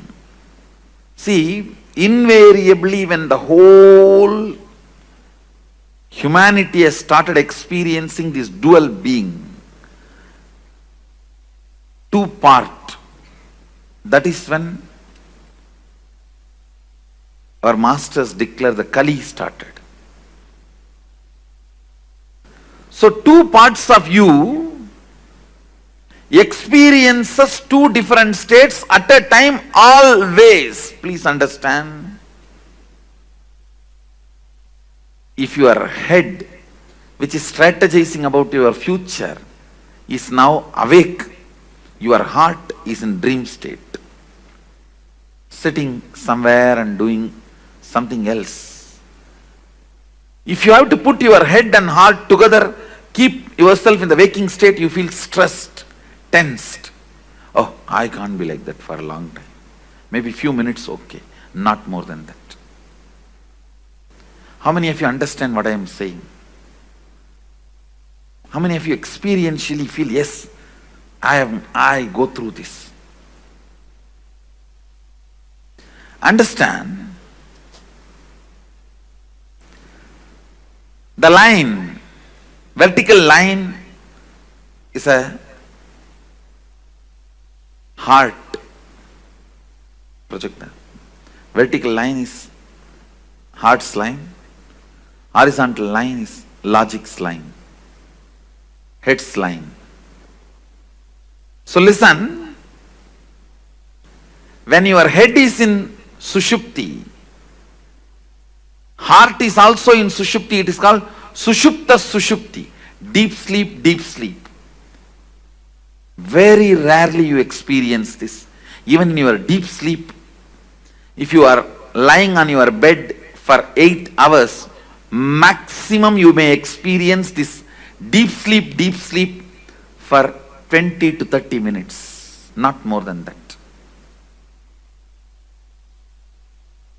Please understand. Head, heart, both parts of you experiencing sushupti and sushupti, deep sleep and deep sleep.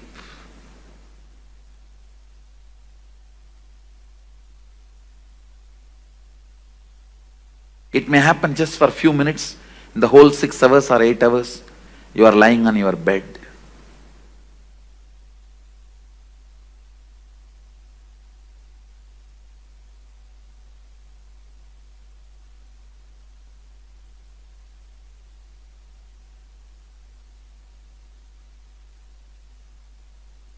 When your head experiencing dream state and your heart experiencing deep sleep, you can perceive this experience. When you dream and just fall asleep without even waking up, you will dream something and you will fall asleep without waking up. Again you will dream something, you will fall asleep. Maybe third time or fourth time when you dream only you will wake up. How many of you have experienced this? When you wake up, you will remember all the 3-4 dreams. That is what this state, the Sushupti and Swapna.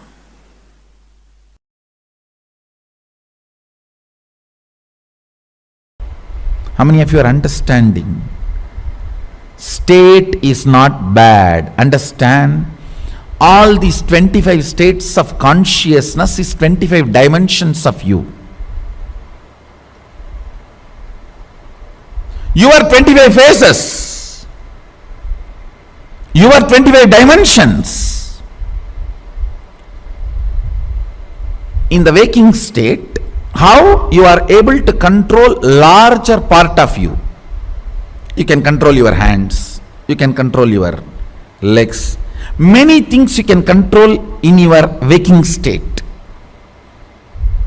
When you want, you can get up and go and pick up a cup of tea. When you want, you can go and use the restroom. In the dream state, if you find a restroom, don't use. It's a trap.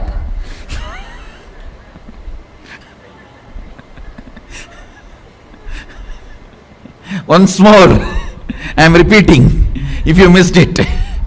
In the dream state, if you find a restroom, don't use. It is a trap. When your bladder is full, it is capable of sending instruction to your brain and the whole restroom will be built. And you will be made to feel comfortable. Only things are a little wet or hot, you realize what has happened. Understand your ability to have power over your internal and external things makes certain state is good or bad. That's all.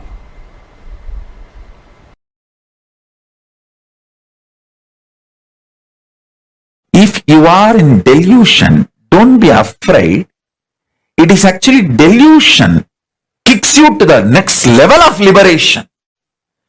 See, 3 seconds of nightmare not only gets you out of nightmare, it pushes you to the next level of state of consciousness called waking state.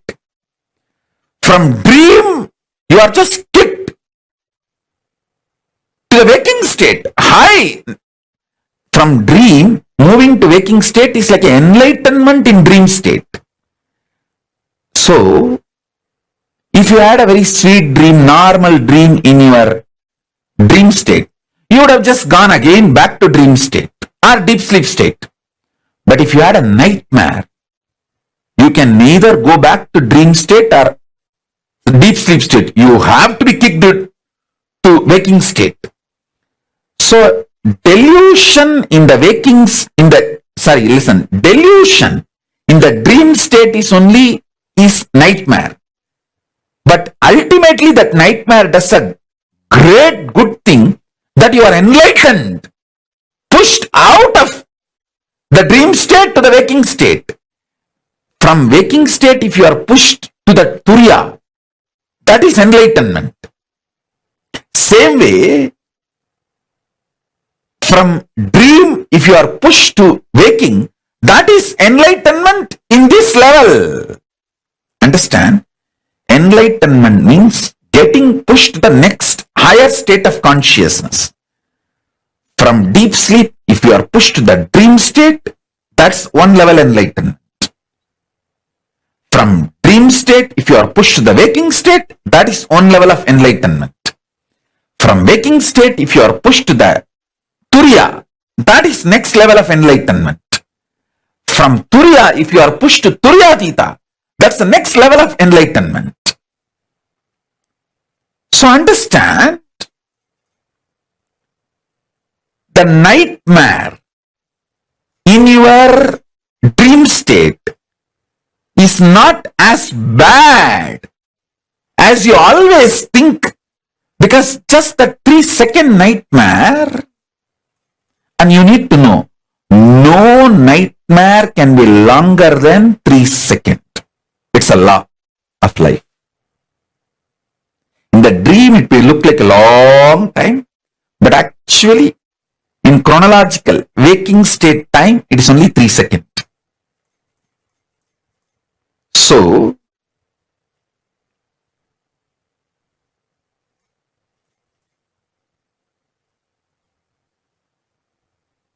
all nightmares are enlightenment in the dream state, because it has pushed you from dream state to the waking state, which is a level of enlightenment in the, as far as the dream state is concerned. I should call there are 4 levels of enlightenment. From deep sleep, when you are pushed to the dream state, it's called dream enlightenment. From dream state, if you are pushed to the waking state, it's called waking enlightenment. From waking state, if you are pushed to Turiya, it's called awakened enlightenment. From Turiya, when you are pushed to Turiyatita, it's called live, living enlightenment.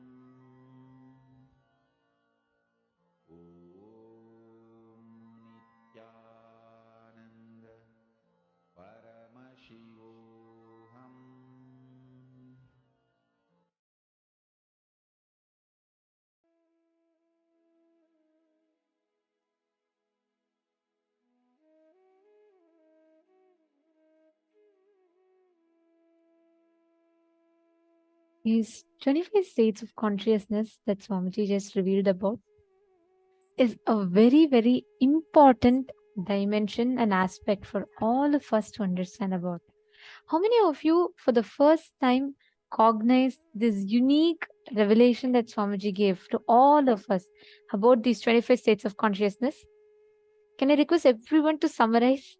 What did you understand? According to you, how does the 25 states of consciousness function?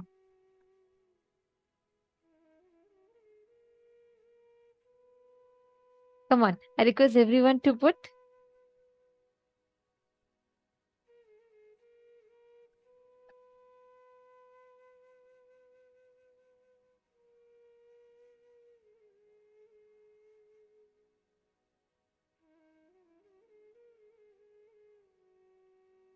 These 25 states of consciousness, as we understand and how we see it and how we experience it, each of these are some of the most important aspects or dimensions of our life.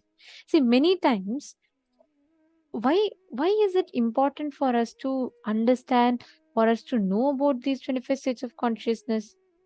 Because so many times in our life, we go through different situations, we experience different aspects of life that we don't really understand, we don't know why it is happening.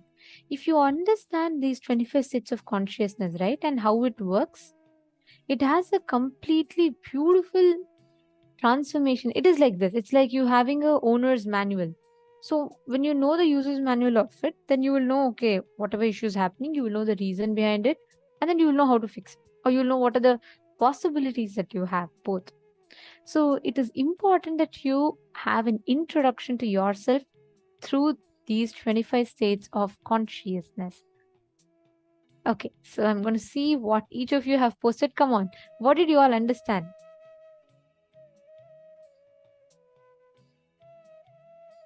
Deepak Katharaya saying, very rich and eternal experience I have gained today. Beautiful. Actually, you know what, Aya? If you just experience this understandings of those 25 states of consciousness, the impact that it will have in your being, it is like this. Let me say you are a CEO of a company. But if I just tell you you are a manager, and if I just teach you only that much and give you that much access, you're losing out so much in life, correct? There's so much more access you can have, there's so much more knowledge you can have, there's so many more aspects and dimensions that you need to know. But telling a CEO that he is a CEO of the company and giving him all the things that he needs, that is exactly what this 25 states of consciousness does to us. Catching it? Okay, so let us now do a very quick exercise. Let us understand about it a little deeper.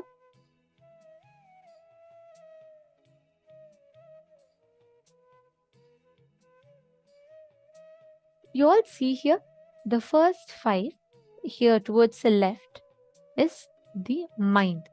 The next is the body, the basic states. Sushupti, Swapna, Jagrat, Turiya, Turiyatita. This 4 is the mind, and the states of the body, Sushupti, Swapna, Jagrat, Turiya, Turiyatita. The crisscrossing of these states of consciousness,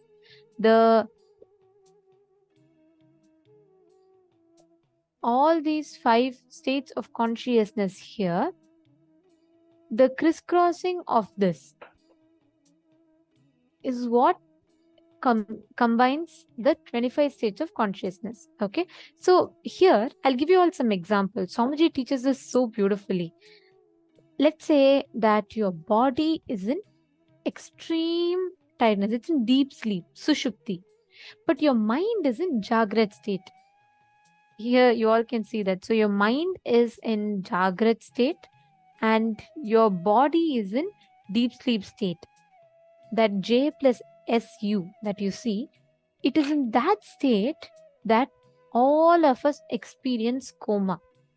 Because your mind is active, it wants to experience, it's feeling the hunger, it's feeling everything. but the body is in complete deep sleep. It does not want to do anything. That is coma. Now, let's say your body is awake, your body is in Jagrat, but your mind is in deep sleep. That is sleepwalking. And it is in that time that you will see, here you will see, right? You all see this Sushuti plus Jagrat, SU plus J. That is a state where we do sleepwalking. When you're in the state of Sushupti and Jagrat, where your mind is in deep sleep, but your body is awake, that is sleepwalking. So it is like this. Each of these permutation combination of those 25 states of consciousness, they have a big impact in our lives. How we cognize them, how we understand them, and how we experience them in our day-to-day life.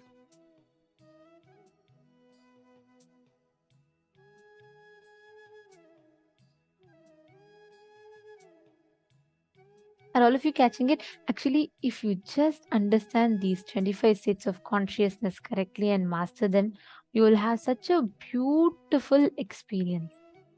So now let's say when your mind, boredom, when your body is fresh in waking state and mind is in dream state, is boredom. So when mind is in swapna and sushupti is boredom.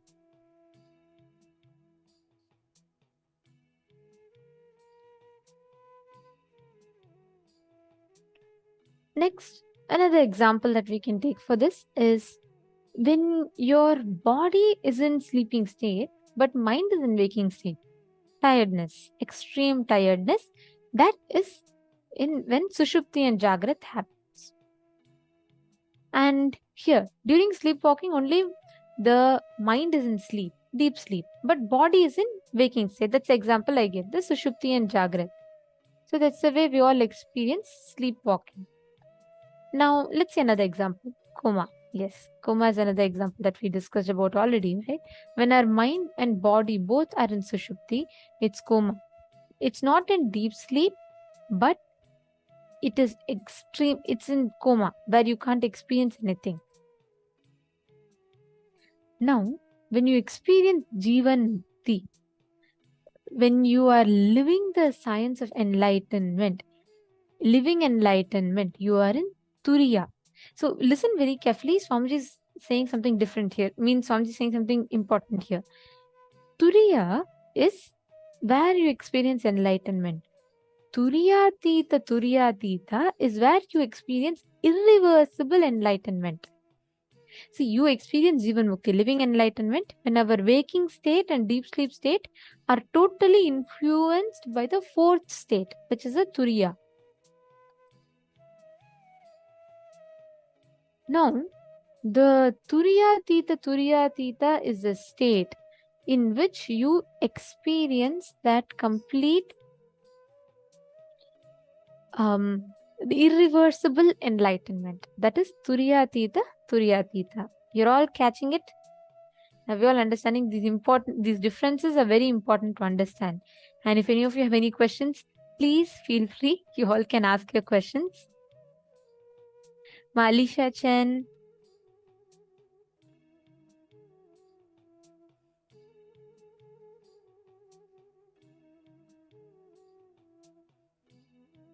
Oh wow, okay. There's a very nice sharing by Ma Chen Yi Han. And Ma Chen Yi Han, I'll share with you because one person had actually asked Swamiji a similar question like this. So Ma Chen Yi Han has posted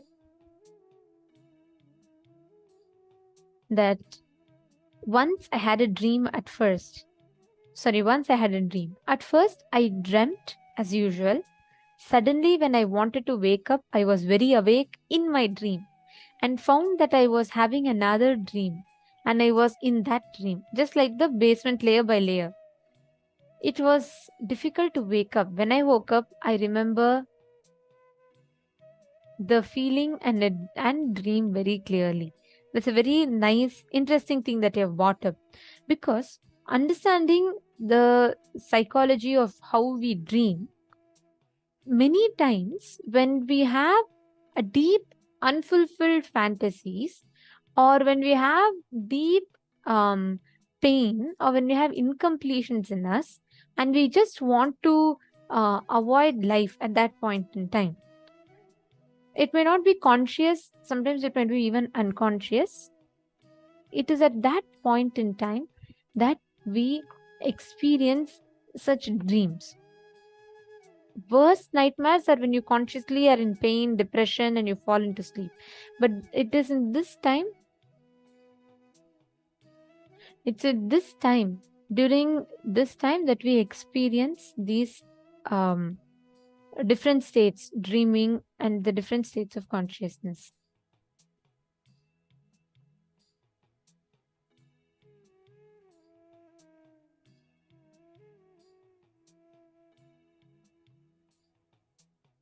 Okay, anyone has any other questions? Come on. My Danzo, muscle loss.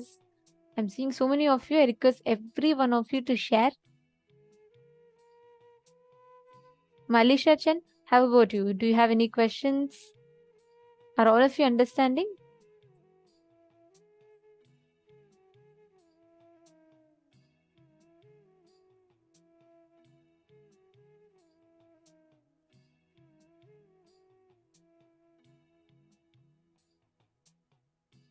Okay, Deepak Katara is saying, I feel Turiya and Turiyatita are very complicated situations to achieve. No, it is not.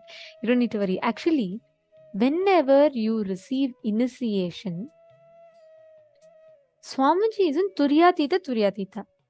He's beyond, right? Now, when you are receiving the initiations, let's say you're manifesting powers, you're having visions, at those times you are in Turiyatita. Means the Turiya state being influenced by Turiyatita. But after that, what happens is we come back from that state. It is reversible.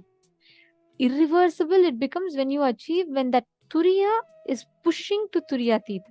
That intensity, it is just the belief system that we carry determines the state of consciousness that you are anchored on. Please understand this. It is nothing to do with, I want to, I'm still in Sushupti, I think. If you keep believing that, you will only be anchored in that state.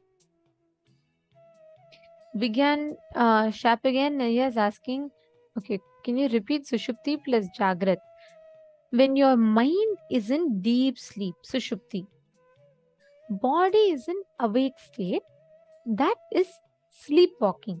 See, many times if you'll notice, when people sleepwalk, they're not conscious. Many times when they sleepwalk, they don't know what is happening and what is happening for their body. That happens when you are in Sushupti, mind is in deep sleep, and body is in Jagrat state. Catching it here?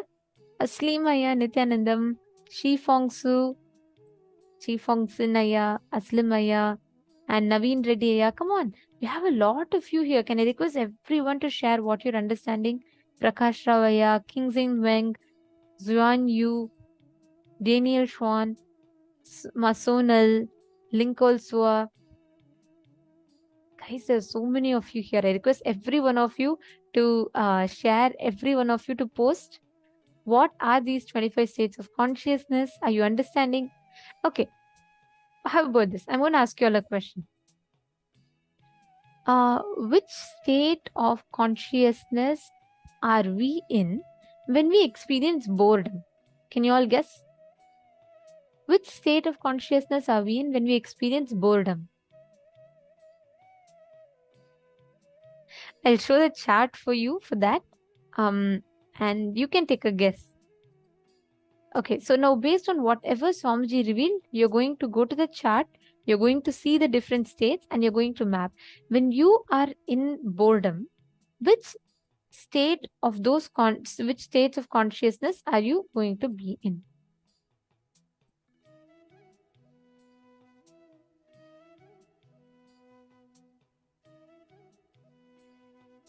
Yes, you can see here. Come on, let me know which state of consciousness are you in.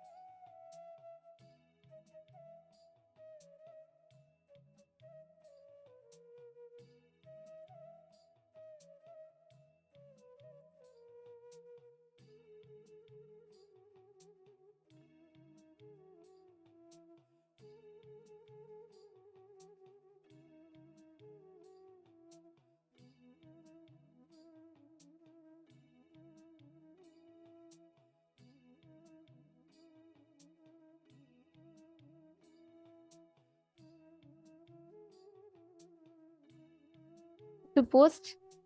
After once you post boredom, next tell which state you are in when you are in extreme tiredness. Let's say you're tired and you don't want to do anything. Which state you are in? You can put boredom, this state, tiredness, this state.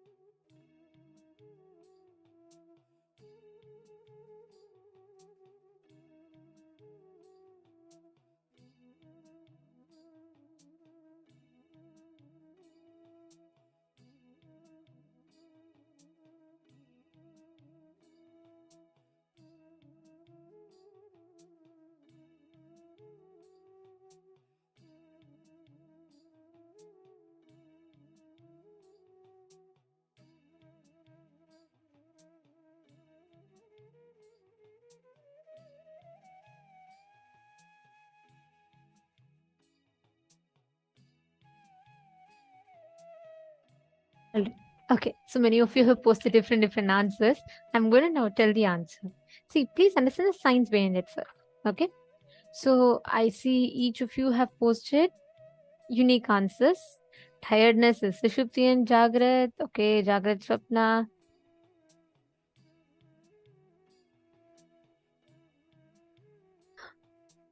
Daniel Leah is saying, I'm not sure. Okay, I'll teach you all how you can do the mapping. Okay, so it's pretty simple. See, understand what exactly happens when you're tired, right? What exactly happens when you're bored or tired? First, let's look at tiredness. See, when you are tired, it means your body, physically, your body is okay. Let's see for boredom here. So, Swamiji is saying here the body is fresh in waking state, but the mind is in dream state. So, it is Jagrat and Swapna. So, basically, mind is in Swapna, body is in Jagrat. Next is tiredness. The body is in sleeping state and mind is in waking state, which is Sushupti and Jagrat. So Sushupti is mind is in sleeping state, Jagrat is body is in wakeful state. Sorry, I just said the other way around. Sorry for the confusion. So the body is in sleeping state and mind is in waking state. That is what is tiredness. Your mind is, you can do something, but your body physically feels tired. So if you just see which state you are experiencing in your body through this, you will be able to simply know what state you want to be in. You will be able to push yourself to those respective states of consciousness. Your cognition about these 25 states of consciousness makes them good or bad for us. Swamiji tells it is not bad if you are in Sushupti. It is not good if you are in Turiya. There is no such definitions. Each of them are just a state of consciousness. It is not bad if you're in house number 1. It's not good if you're in house number 10. There's no difference. It's just different houses, right? Similarly, your cognition that you carry about these 25 states of consciousness, they make them good or bad. For example, deep sleep is as much needed as Turiyatita. But we feeling powerless about deep sleep is the problem. The powerlessness that you carry, for example, when you sleep, there's a certain guilt that we carry about it. Oh God, I've slept like this. When you experience completion with that state, you will experience that fulfillment. Our focus needs to be on being powerful, not switching the states. This is the key important factor, because the moment we all listen, the first thing that comes to our mind is, oh God, how do I reach Turyatita state? Okay, that's good. That's ultimate state that we should be in. But the most important aspect of it is to first be complete in the state that you are in. Feel powerful in the state that you are in.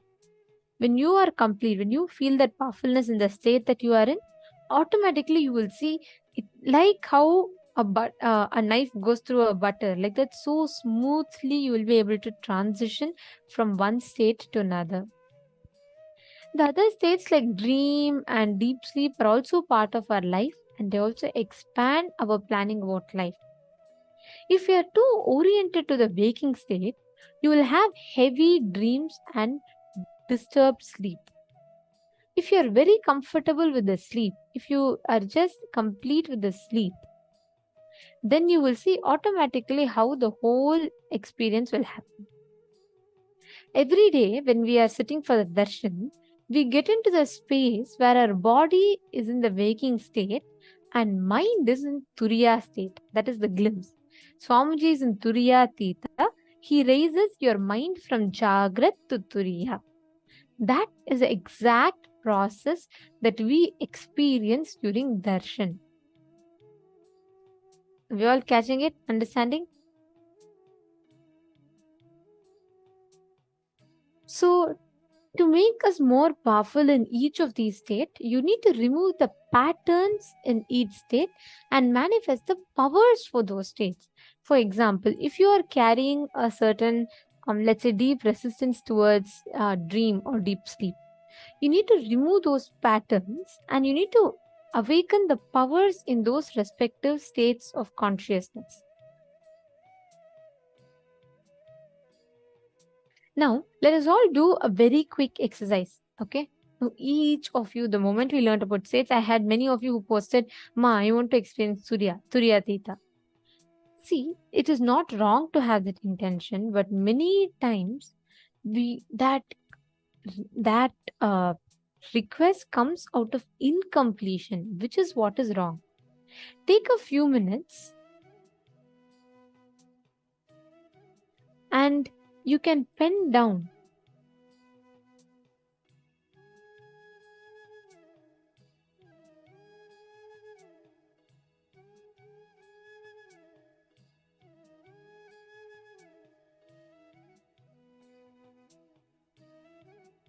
take a few minutes, pen down all the incompletions, guilt that you carry in each of these states of consciousness. Come on. I request everyone to write down.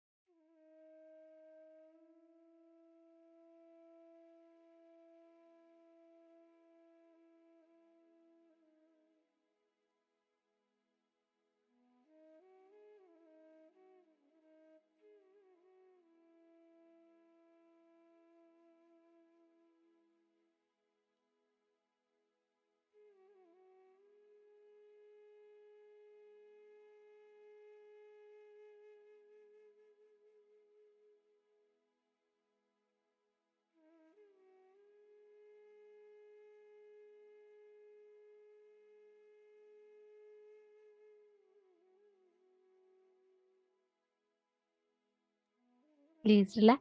Have you all finished writing down? Okay. So now, see, if we understand this, right, if you know how you can navigate yourself through these 25 states of consciousness, and if you understand this, the power manifestation becomes so much more easier for you. See, Sadashiva, who is Sadashiva? What he embodies, what he represents, is this understanding. When you know you are consciousness who can navigate through any of this, whether you are in deep sleep or whether you are in any other state, does not affect. Whichever state of consciousness that you are in, it does not affect your existence, because you are consciousness. You are beyond all of these. Are you all getting it? Okay. Now let's all do a very quick power manifestation to experience. Now what you're all going to do is get any object and you're going to be keeping it on the ground. This is the last round of consciousness or matter, after which we'll be moving to the next power. So I request every one of you to bring an object, any object. Keep the object in front of you. You're going to be now putting a, okay, I think,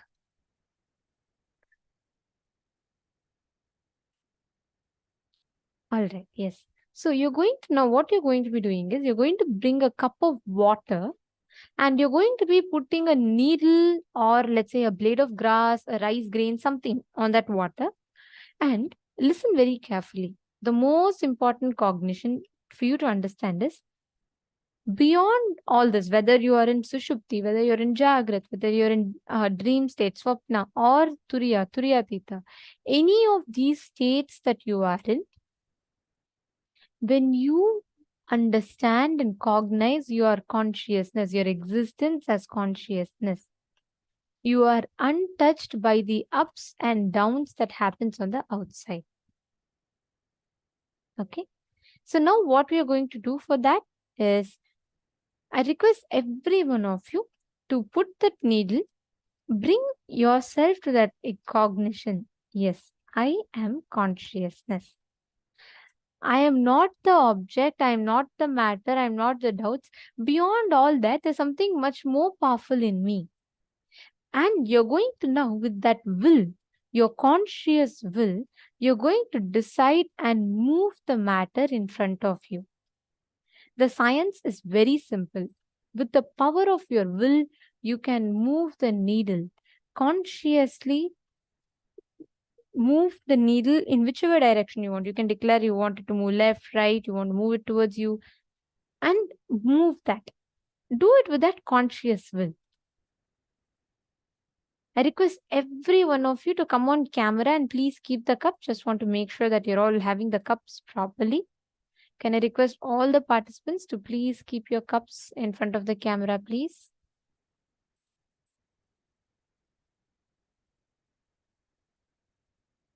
Come on, Ma Jyotikonda, Ma Shukrendrananda, all of you keep the cup in front.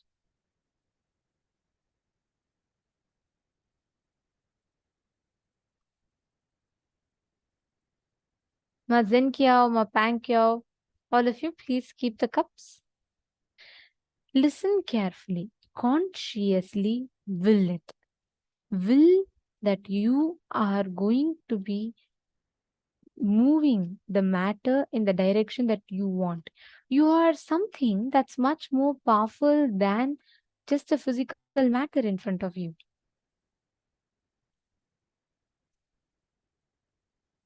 Come on, everyone, keep it. Sumita, yeah, keep the cup in front of you. And whenever you are sitting for the session, right, sit with that powerfulness, with water cooling your body. Make sure you're having the whole ambience around you bright. And if you're in India, you must be having basma, right? If you could apply the basma and sit, kumkum and basma, all these factors does have an impact in your system, because kumkum makes, when your body observes the kumkum, it's processed turmeric, correct? So when your body observes the kumkum, it enables you to focus more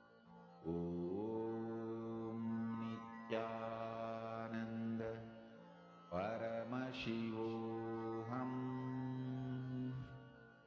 Om Nithyananda Paramashivoham. Om Nithyananda Paramashivoham. Om Nithyananda Paramashivoham. Om Nithyananda Paramashivoham. Om Nithyananda Paramashivoham.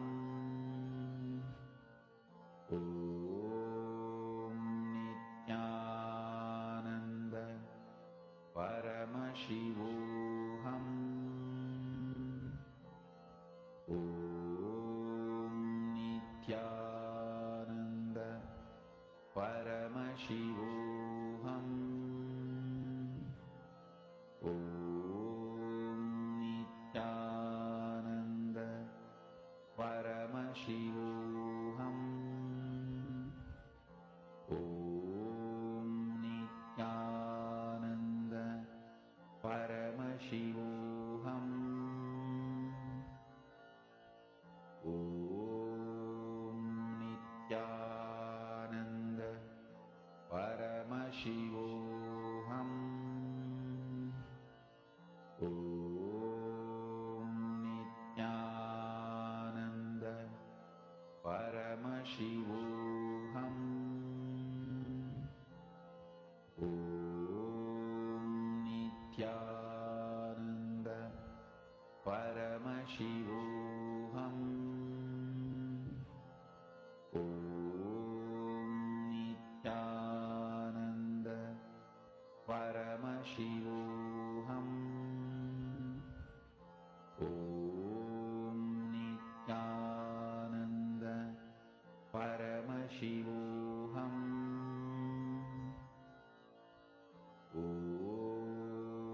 Nithyananda Paramashivoham.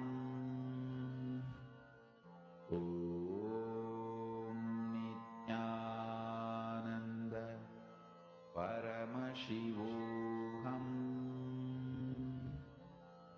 Om Nithyananda Paramashivoham. Om Nithyananda Paramashivoham. Om Nithyananda Paramashivoham. Om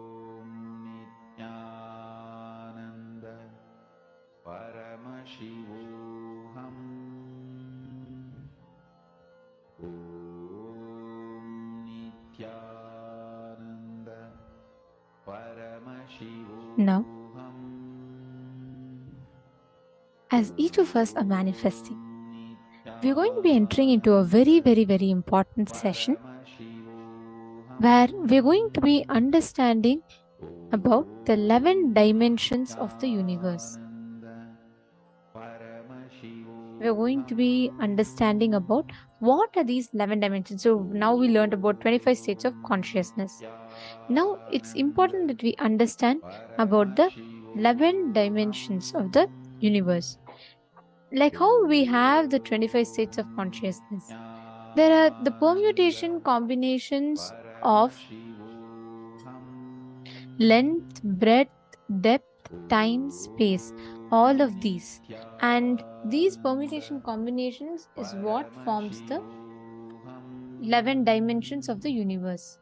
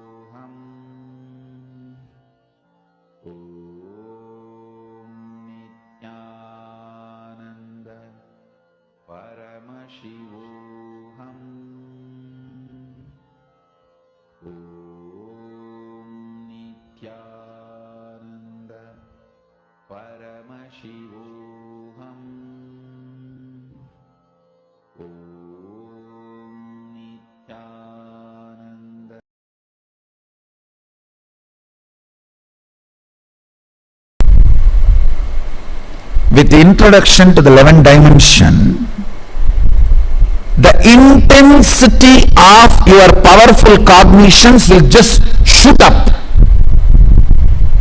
Understand? The amount of powerful cognitions, all of you need to understand the meaning of the word powerful cognition. For example, if you see somebody dying, are you going to cognize it as powerlessness, shaking, fear? Are you going to cognize the situation with a powerfulness? That is the way the reality is. What next? In every situation, cognizing with powerfulness, whether health, relationships, love, Hindu tradition is a powerful knowledge source. Understand?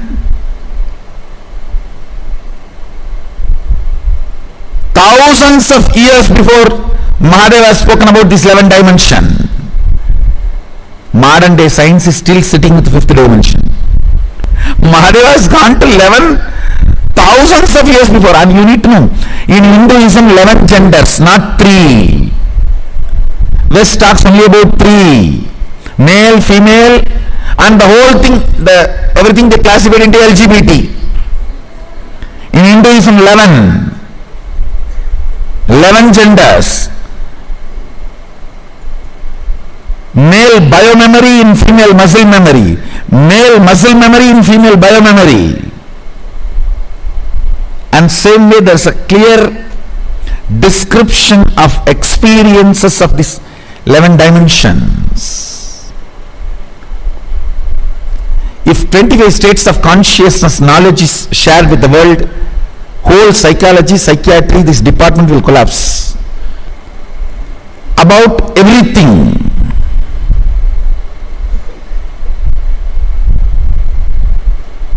Life, desire, good, bad, purpose of life, right, wrong, about everything.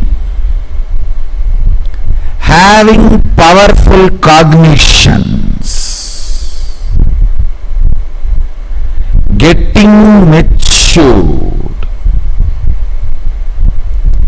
having powerful cognitions, getting matured. because of the powerful cognitions manifesting powers.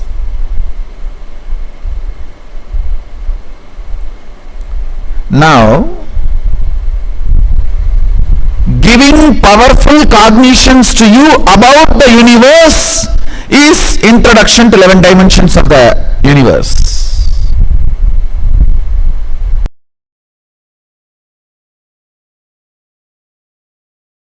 The 25 states of consciousness an individual goes through, and 11 dimension of the universe. Listen, the modern day so-called science is able to understand only 4 dimensions: length, breadth, depth, time.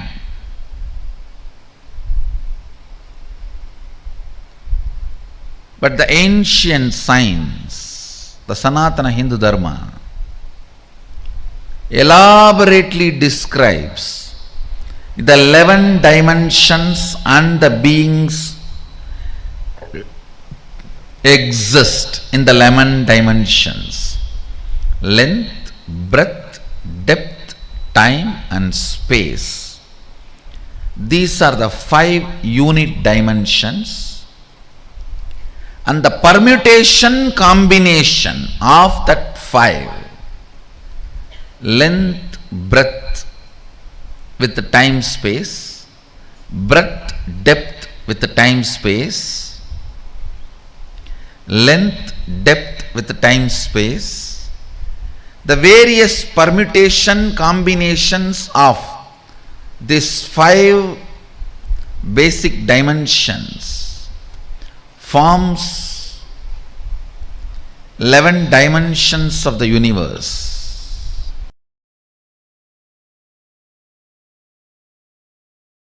So understand these basic principles.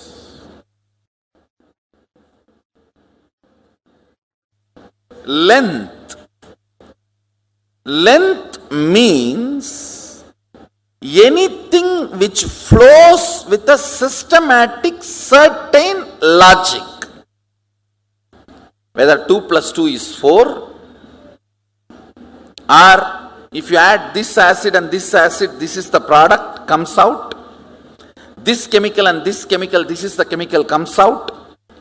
Anything repeatedly flows in the same logic is length dimension.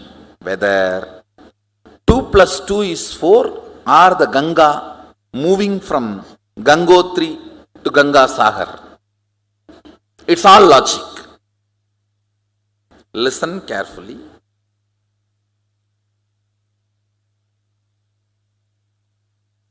All logic which moves systematically comes under length dimension. If I introduce other 2-3 dimensions, then you will understand. You will be able to grasp the depth of each dimension. Length dimension is a power by itself. If you master the length dimension, anything which works as per the logic will be under your control. You are master of it.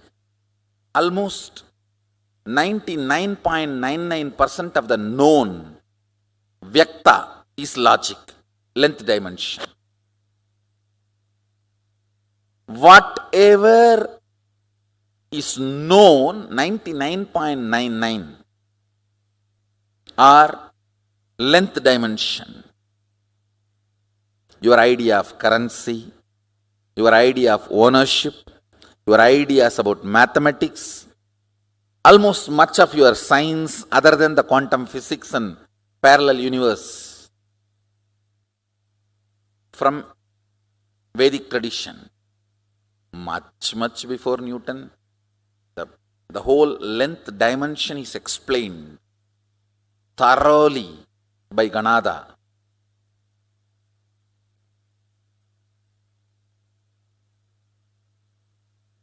All this, which functions with a clear logic, is a length dimension. Everything which flows in the rhythmic logic is breath dimension. Listen, rhythmic logic is different and simple logic is different. Simple logic is length, rhythmic logic is breath. Breath does not mean it does not have a logic, and it does not mean it's a rigid logic.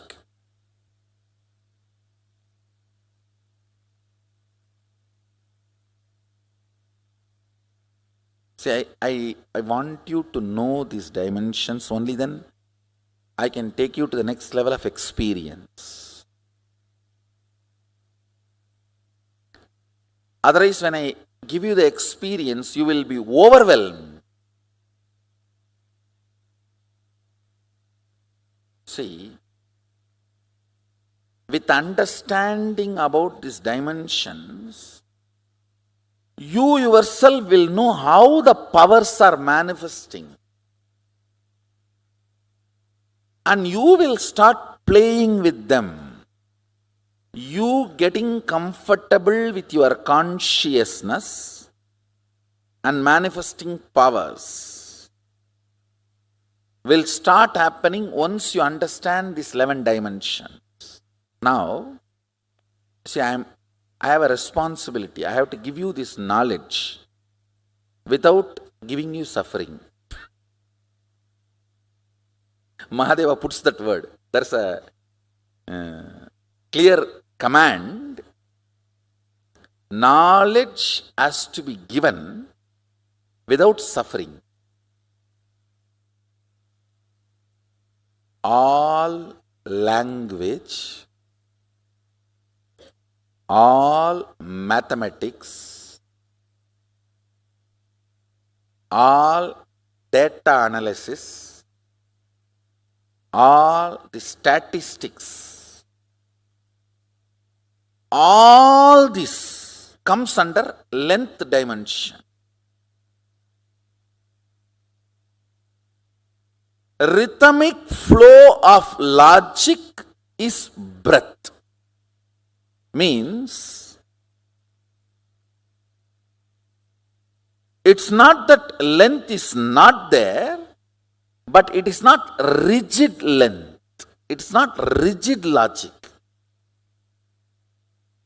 Like dance, music, poetry. Poetry is the breadth dimension of language. Silence is the depth dimension of language. Speaking is the length dimension of language.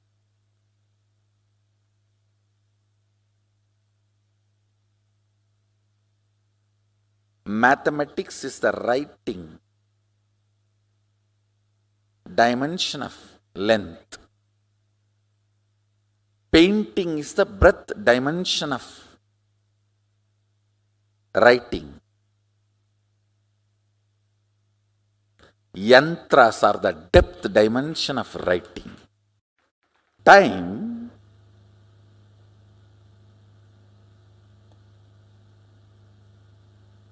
is a frequency dimension of the universe, aspect of the universe, where you and universe are reverberating in the same frequency.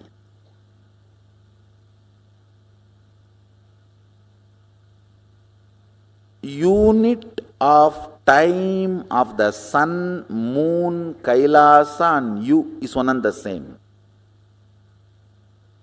Listen, yesterday I said, our 1 year is 1 day for them, but unit is same. Only quantity difference. How many of you are understanding? It's only quantity difference, but not. So in Tattva, principal unit, listen carefully, your logic and logic of the Devatas are different. They are not same. Your breath and Devata's breath, not that far away, little closer. Your depth and Devata's depth, little more closer. But in time, your unit of time and their unit of time is one and the same. There is only quantity difference. Tattva, fundamental principle unit is same. How many of you are getting it?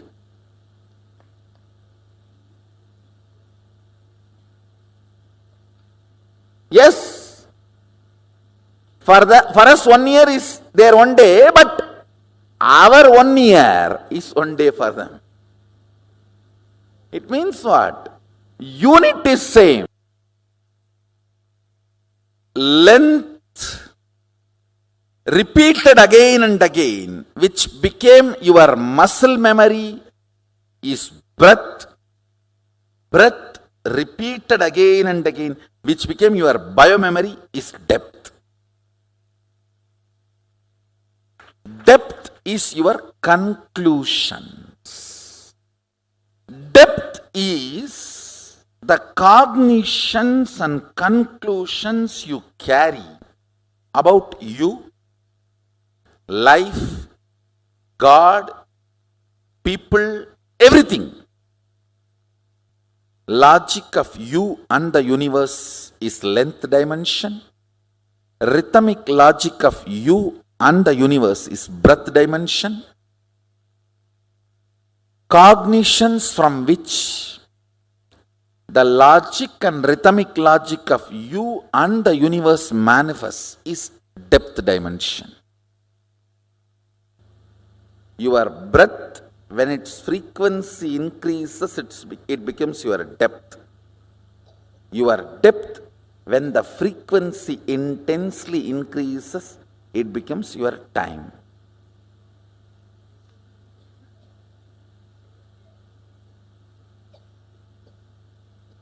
In breath, length is included. In depth, length and breadth is included. In time, length, breadth, depth is included.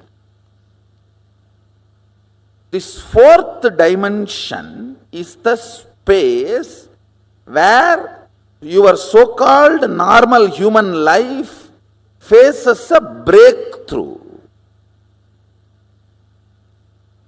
Listen carefully. Anybody who is introduced to the time dimension, Kala, manifests even 1 or 2 powers related to Kala. You are liberated from death. Listen carefully. You need to know the principal unit why you are manifesting powers or why you are not manifesting powers.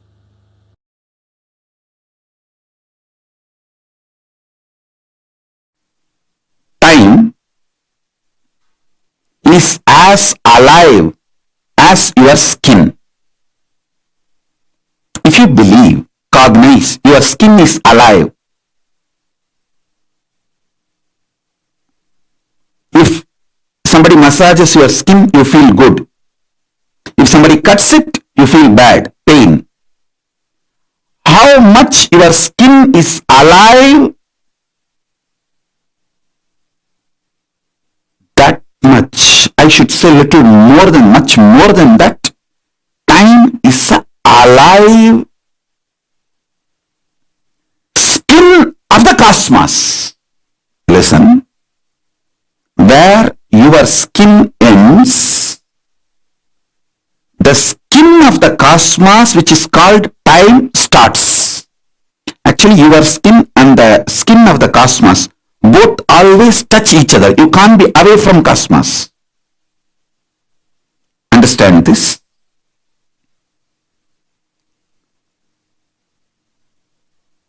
Where your skin ends, exactly that is the spot time starts. Time is the skin of the cosmos. Time is the skin of the cosmos. How you have a nervous system which passes the thought currents inside you. Same way the cosmos has a nervous system which passes its decisions and thought currents, that is the space. Your skin is alive. Your nervous system keeps you living. The equivalent of your skin for the cosmos is time. Equivalent of your nervous system for the cosmos is space.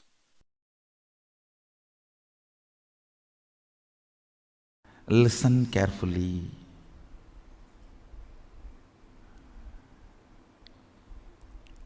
Length, breadth, depth of a person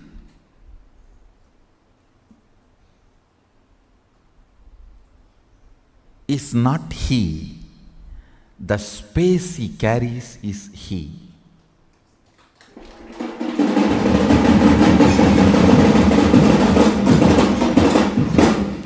When I say length, breadth, depth of a person, I speak in both the meanings. One, logic, heart, and cognition. Length, logic; breadth, heart; depth, cognition. This three does not really constitute a person. And length, breadth, depth of the size, shape. Size and shape does not constitute a person. That is why you fall in love with the size and shape, get frightened when you see the space.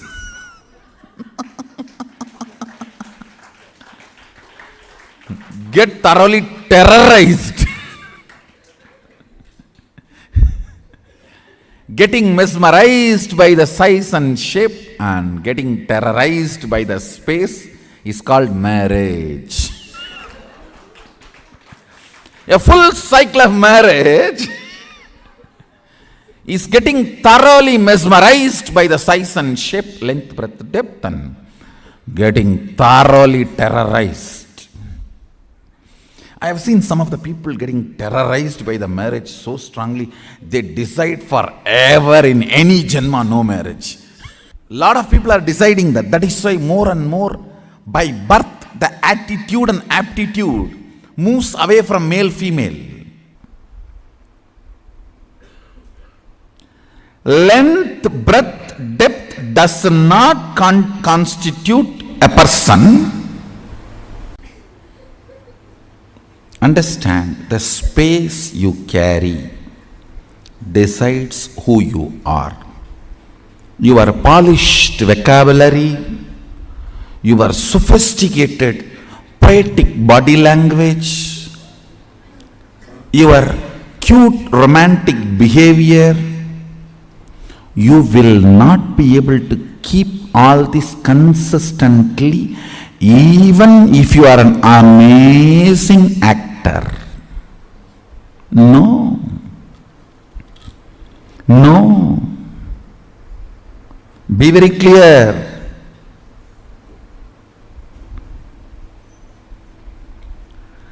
The space you carry, its smell, its flavor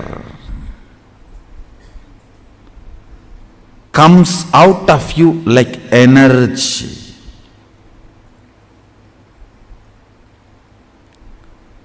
Like energy.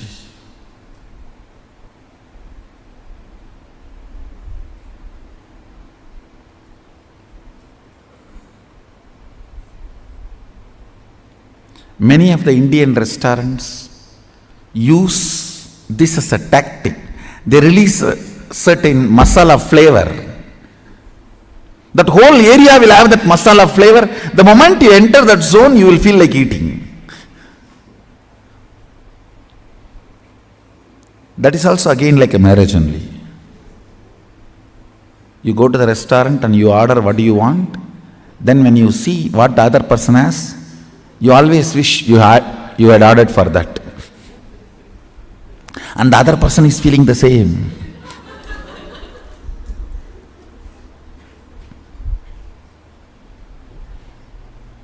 And you can't even exchange the plate, owner will not allow.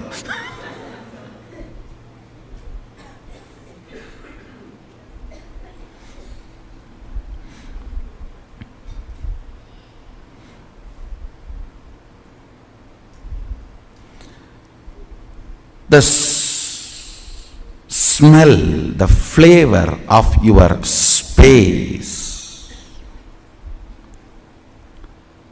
the flavor of your space is what I call Shakti. Understand? The explosion happening in your inner space is Shakti. Please listen. This is the good news for you.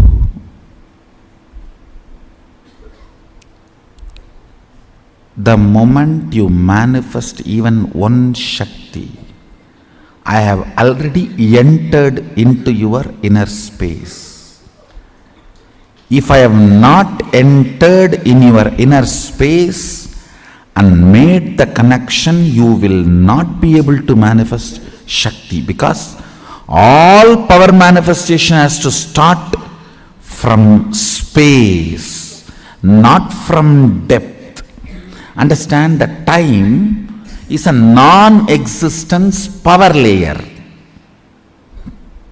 It has no existence, like a length, breadth, depth. It is only when the space collides with the length, breadth, depth, the dust created is time. See, the length, breadth, depth is a mass. Space is a energy. When these two collides, the dust generated is the time.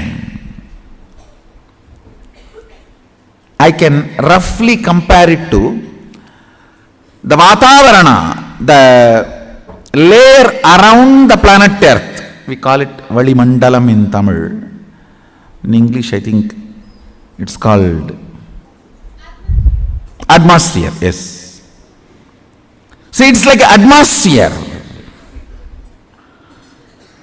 Length, breadth, depth and space, when they collide, the atmosphere created is time. It has no independent existence. If the length, breadth, depth moves away from the space, the time will not have its existence.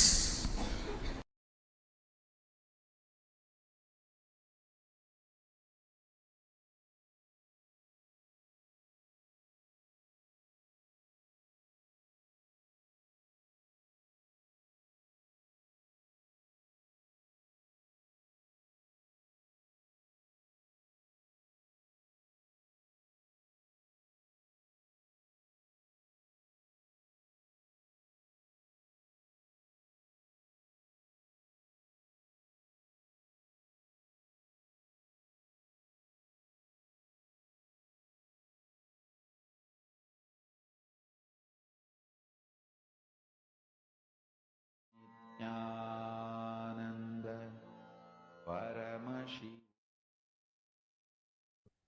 Yes, Nithyanandam. How many of you are understanding the 11 dimensions now? In such a powerful explanation and revelation from Swamiji, right?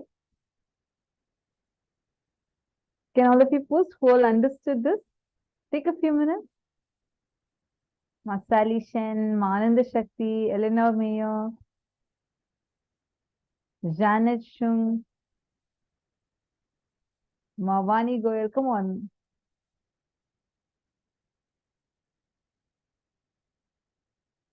Okay, Lucy has posted a question.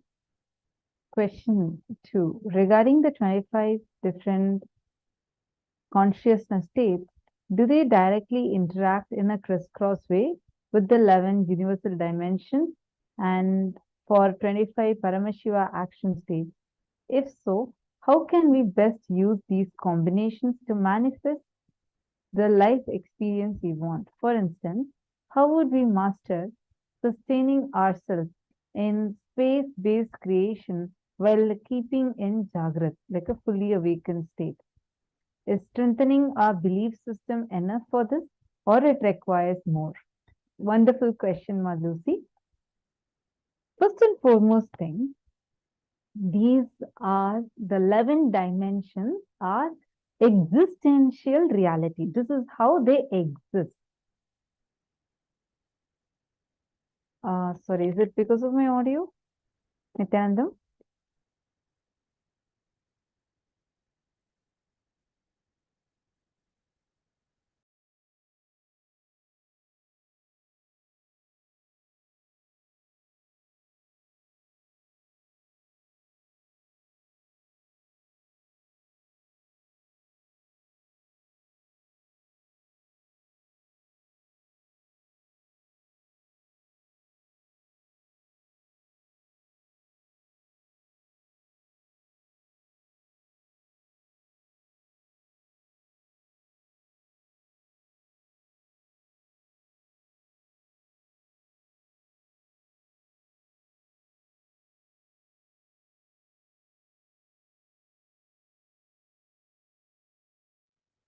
Nityanandam? Is this better now, or are you able to hear me better?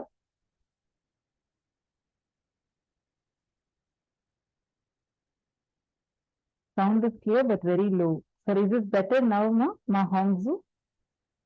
Please let me know if you all can hear me very clearly. Okay, wonderful. Listen to this carefully. See, what we are learning and what we are understanding is the existential real, like how, for example, you very clearly are seeing the things in length, breadth, and depth. There's like a clear dimension to it. Like if I had to see my hand, I very clearly see there is a length and there is a breadth and there is a depth. That's why I'm seeing my hand. So we see and perceive things in these clear dimensions. The states of consciousness are the state at which you exist to perceive a reality. Swamiji says a very important thing. Whenever you are in a dream state, you only see things in black and white. The colors are only added after you wake up. Sometimes there's a very clear, even in a dream state, when it is coming in colors, that means it's a vision. That's the way how you can differentiate between what's a dream and what's a vision for you. All right?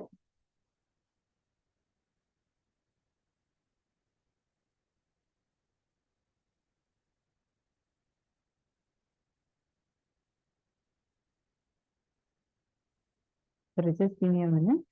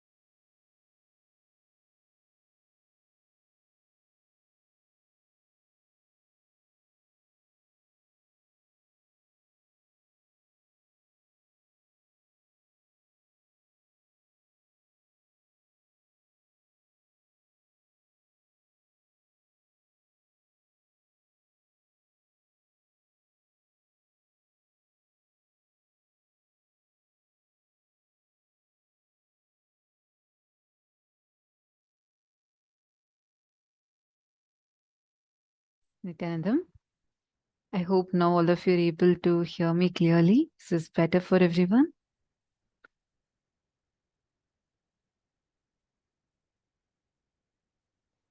Great, wonderful. So now listen to this carefully. The existence of all, see, whatever you're seeing, the length, breadth, depth, these are the dimensions that you're seeing, experiencing, correct? The state of consciousness you are in makes you experience different dimensions. For example, when you are in Shushupti, the deep sleep state, what dimensions are you going to be experiencing? Nothing. It's going to be because your eye consciousness itself would not be there. Am I right?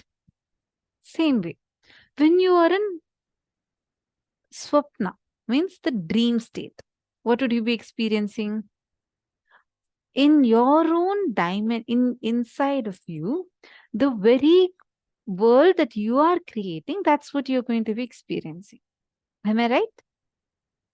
Like this, the states of consciousness that you are in determines the kind of dimensions that you are able to experience.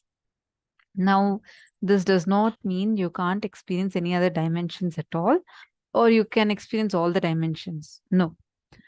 The existence of the 14 lokas, like each of them exist in various different ways. Like, for example, the Gandharvas, they exist only with length and breadth, no depth.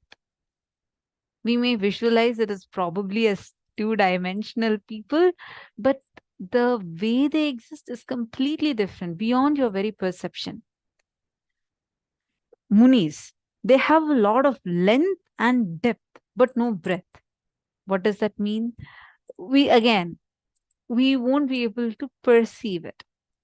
Once you start going to the higher states of consciousness, you start having access to these dimensions. Are you understanding, Ma?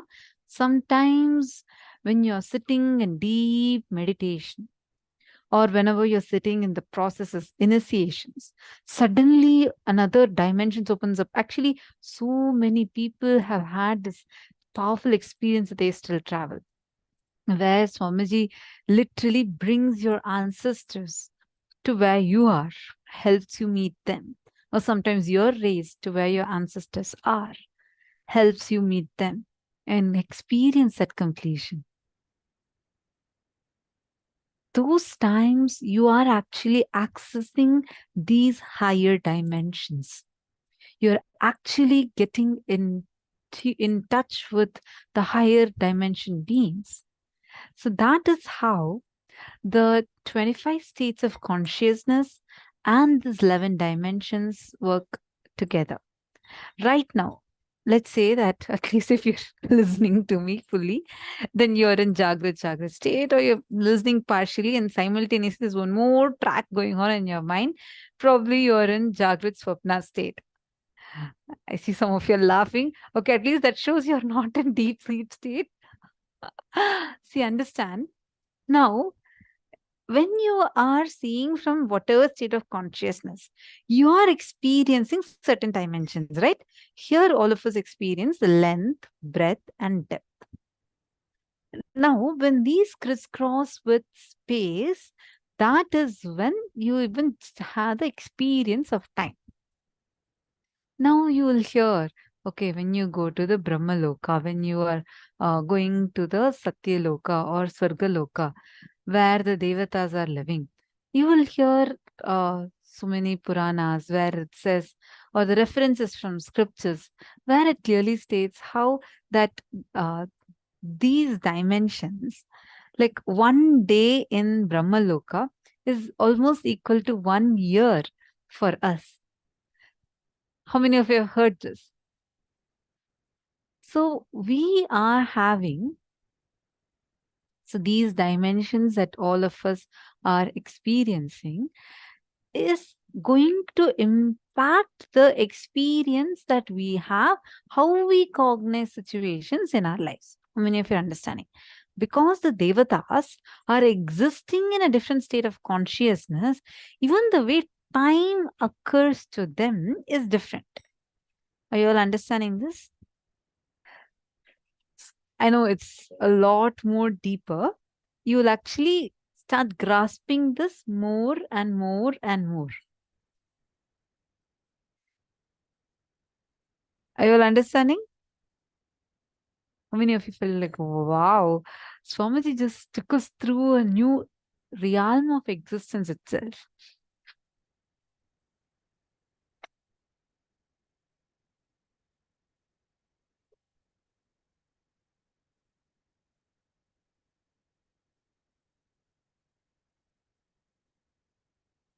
Can I request all Piotr Vajdaya and Sumit Agrawal, Naveen Reddy, can I request all of you to type and post what you've understood?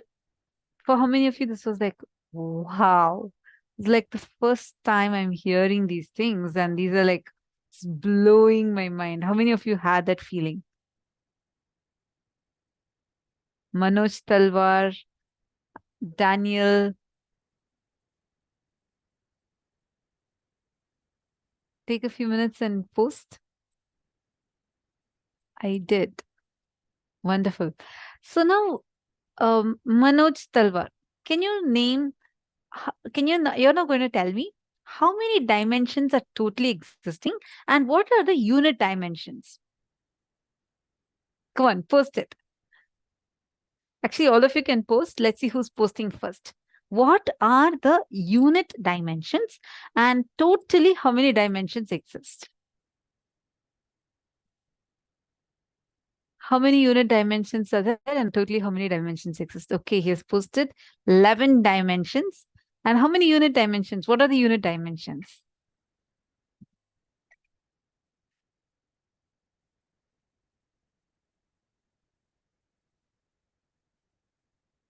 All of you can post.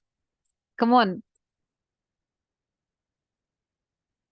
Fabio, Bruno, and Rowan Rishi. Okay, Sumit Agrawal has also posted. He has posted length, breadth, depth, time, and space. Manoj Talwar has posted logic, rhythmic logic, and depth are the 3 unit dimensions. Very good. See, length, breadth, depth, time, and space. All these 5 put together form the basic units. The ones that you have posted is right. These form the way how, like, these are the understandings that we are having about the dimensions. Like how beautifully Swamiji explained, time actually does not even exist. It is the crisscross between these 3 with space that dust formed as time. Okay, interesting. So lovely to see the depth from which each of you are understanding. Okay, I have many answers from the female side. Wonderful. Tanja Devarne is saying you did not understand the 11 dimensions very well. Don't worry. See, understand this carefully. Now, okay, you're able to see this. So now you see this as length, and then you have some breadth over here, and then there's a depth over here. Am I right? That's why you're able to see this 3-dimensionally. Now, if I draw the same thing, it'll come probably like one rectangle or probably like that in a 2-dimensional figure. Now, because there's some depth, you're able to see it with 3 dimensions. Am I right? So far, you're clear? Now, it is existing in a space and it has time that's acting upon it. This is what we all understand mathematically. We all exist with certain dimensions. The logic is our length dimension. The rhythmic logic, the emotions, your heart, that's your breath. The cognitions you carry, that is your depth. And the space that you carry, what kind of, like, where all these are happening, that is the space, both inside and outside. So that is the space dimension. Now, where these four crisscross, the dust that forms is time. Are you understanding, Ma? Ma Jnananjali? Tanja Devarni. See, it's actually every time how many of you have heard this like multiple times, yet every time you hear it, you have a new click. Mahongzu, the examples you just gave, I feel in this world itself, there are people live like that. There are people function mainly in length and breadth dimension. There are also people function mainly in higher dimensions. Are these observations my own projection? No, your understanding is right. Your understanding is precisely right, because that is why Swamiji says, when you go on and on cherishing the powerful cognitions, the depth in you increases. See, when the length goes on increasing, like you draw one as length, then you keep drawing that length again and again. When the length multiplies itself, it becomes breadth. When this length and breadth, when this breadth is multiplying itself, it becomes depth. Am I right? Just visualize it like more like a stack of paper. Like first you just put like one thin strip, that's like length. You go on multiplying it, you have breadth. You go on stacking a lot of sheets of paper, it becomes a depth. Now, any of these dimensions, when they multiply, you tap something extraordinary. You tap into the higher dimensions.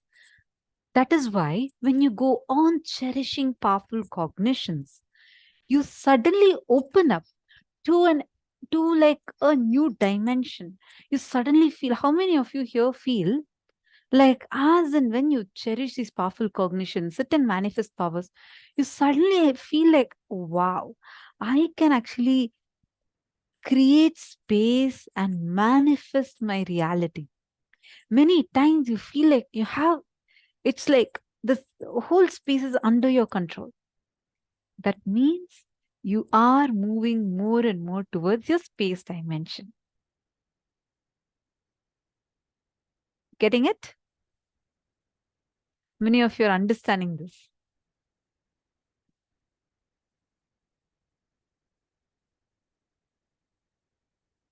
See, now these dimensions, see, once, that's why many times you'll feel like whenever you're spending, see, the time itself is going to be acting upon you in a different way.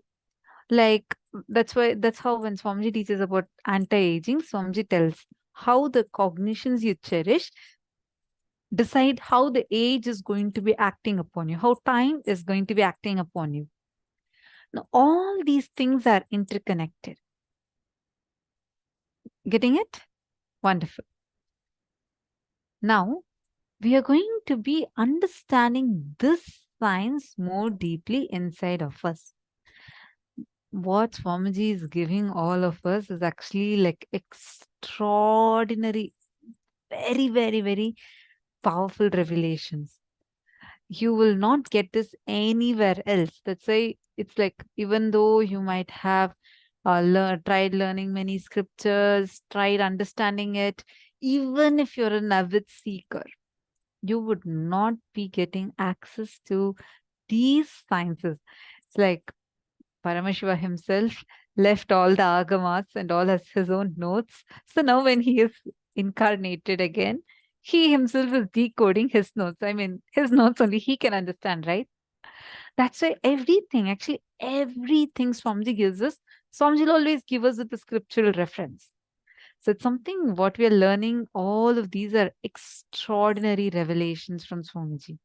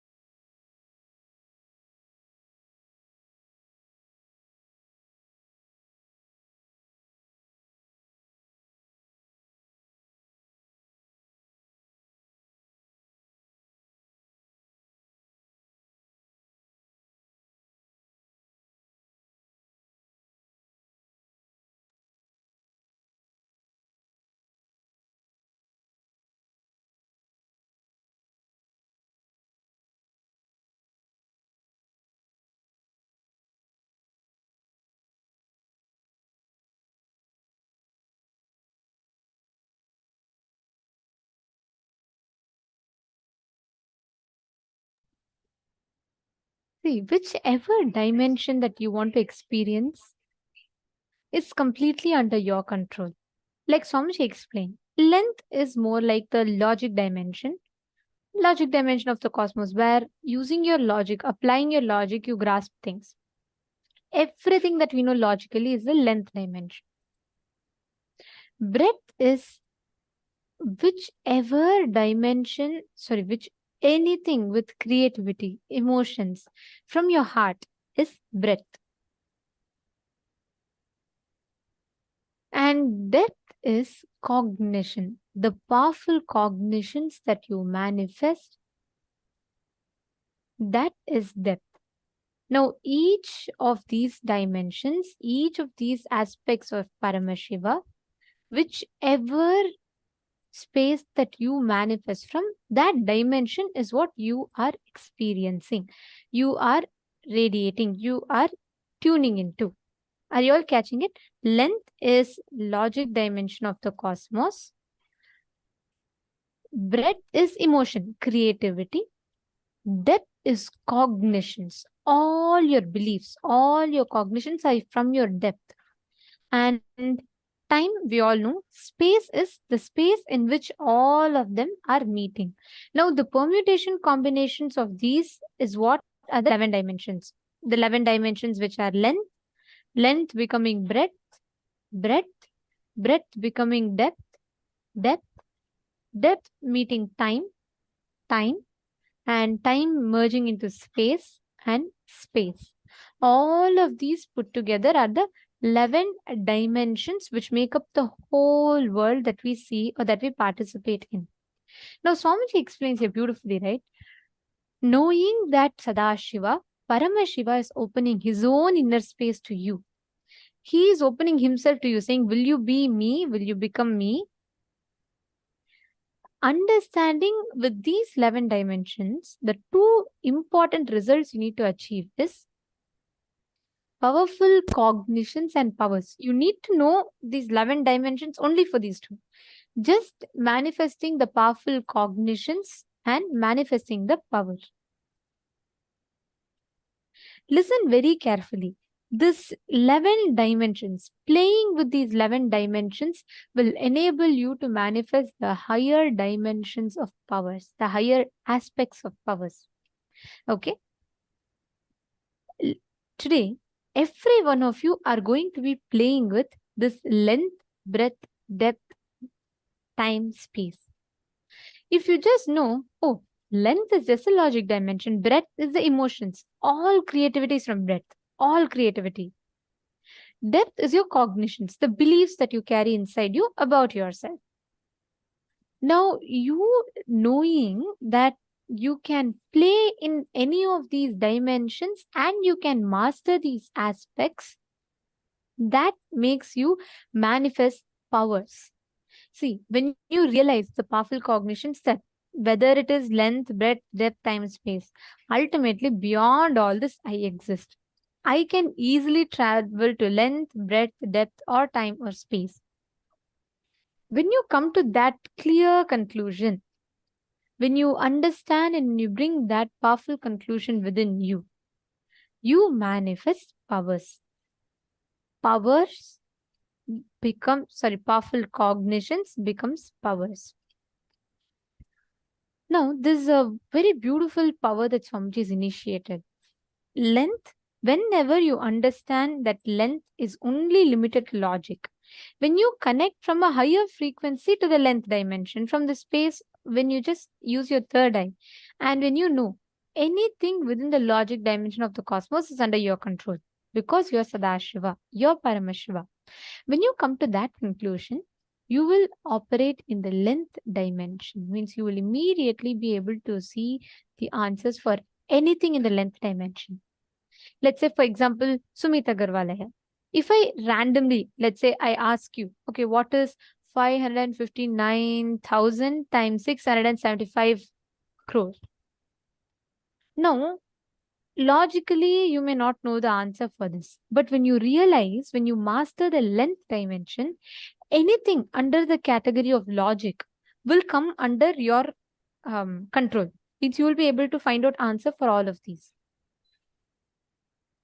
That is what is these units and manifesting powers with these units. Actually, there are tons of references.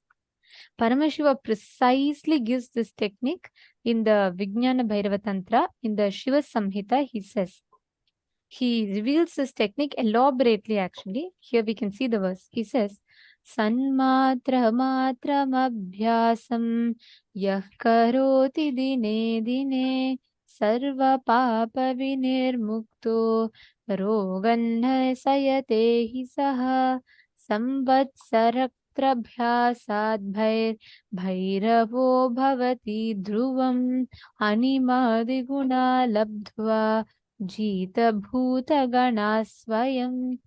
Paramashiva says that when the yogi continues to manifest the above powers of drinking nectar and manifesting the power over body physiology for 6 months, he becomes a Bhairava, the independent cosmic power of Sadashiva, who is the Lord of completion, time and space. He expresses the powers of Anima, etc., which are the 8 naturally superpowers in oneness with Bhairava, and by his own self conquers all the elements in length, breadth, depth, dimension, the Jita Bhuta Gana. You will just become the Jita Bhuta Gana, the one who has conquered these dimensions. There's a very beautiful reference for it. Actually, do you all know whether it is contributing to the number 0 or resolving some of the most complicated mathematical questions, formulas, equations, our rishis, enlightened masters gifted it to Hinduism? How many of you know that the 0 was discovered by Aryabhatta by Hindus? We contributed 0 to the whole mathematics field, and we know how revolutionary 0 was. It just changed the whole field of math completely to a different level. Understand? Similarly, another example from the recent past itself is Srinivasa Ramanujam, who is very, very well known. He is known as the man who knew infinity. He could download formulas, mathematical questions, answers to complicated formulas just by connecting to Devi. He mastered the whole length dimension. He is known, even recently there was a movie made on him. He's a very, very famous person, and he could download. He'll just connect any question asked him. He'll just connect. He'll say, okay, Namagiri Tayar will show me. He'll say, okay, Devi Mukur Mahalakshmi Namagiri Tayar. She will show me. He'll just close his eyes, see, pen down whatever Devi reveals, and he will always get the right answer. This is literally what is manifesting the length dimension means.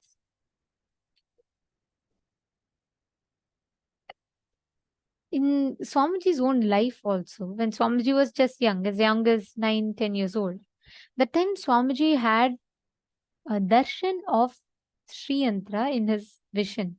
Sri Yantra is one of the most complicated geometrical structures. And the moment he had the darshan of the Sri Yantra, he immediately rushed to his house, and like Swamiji says, he took the compass of his brother and he was able to etch the drawing of Sri Chakra on that, as we all can see in the picture here. This is how the manifestation happens. When you are mastering the length, breadth, and depth dimension, you will be able to do anything under the sky. Anything under the sky, you will be able to know. Logic dimension, you will be able to know. Okay, let's do one thing. Let's do it like a game. I request every one of you to please connect to one partner. You all can connect even amongst yourselves here in the chat.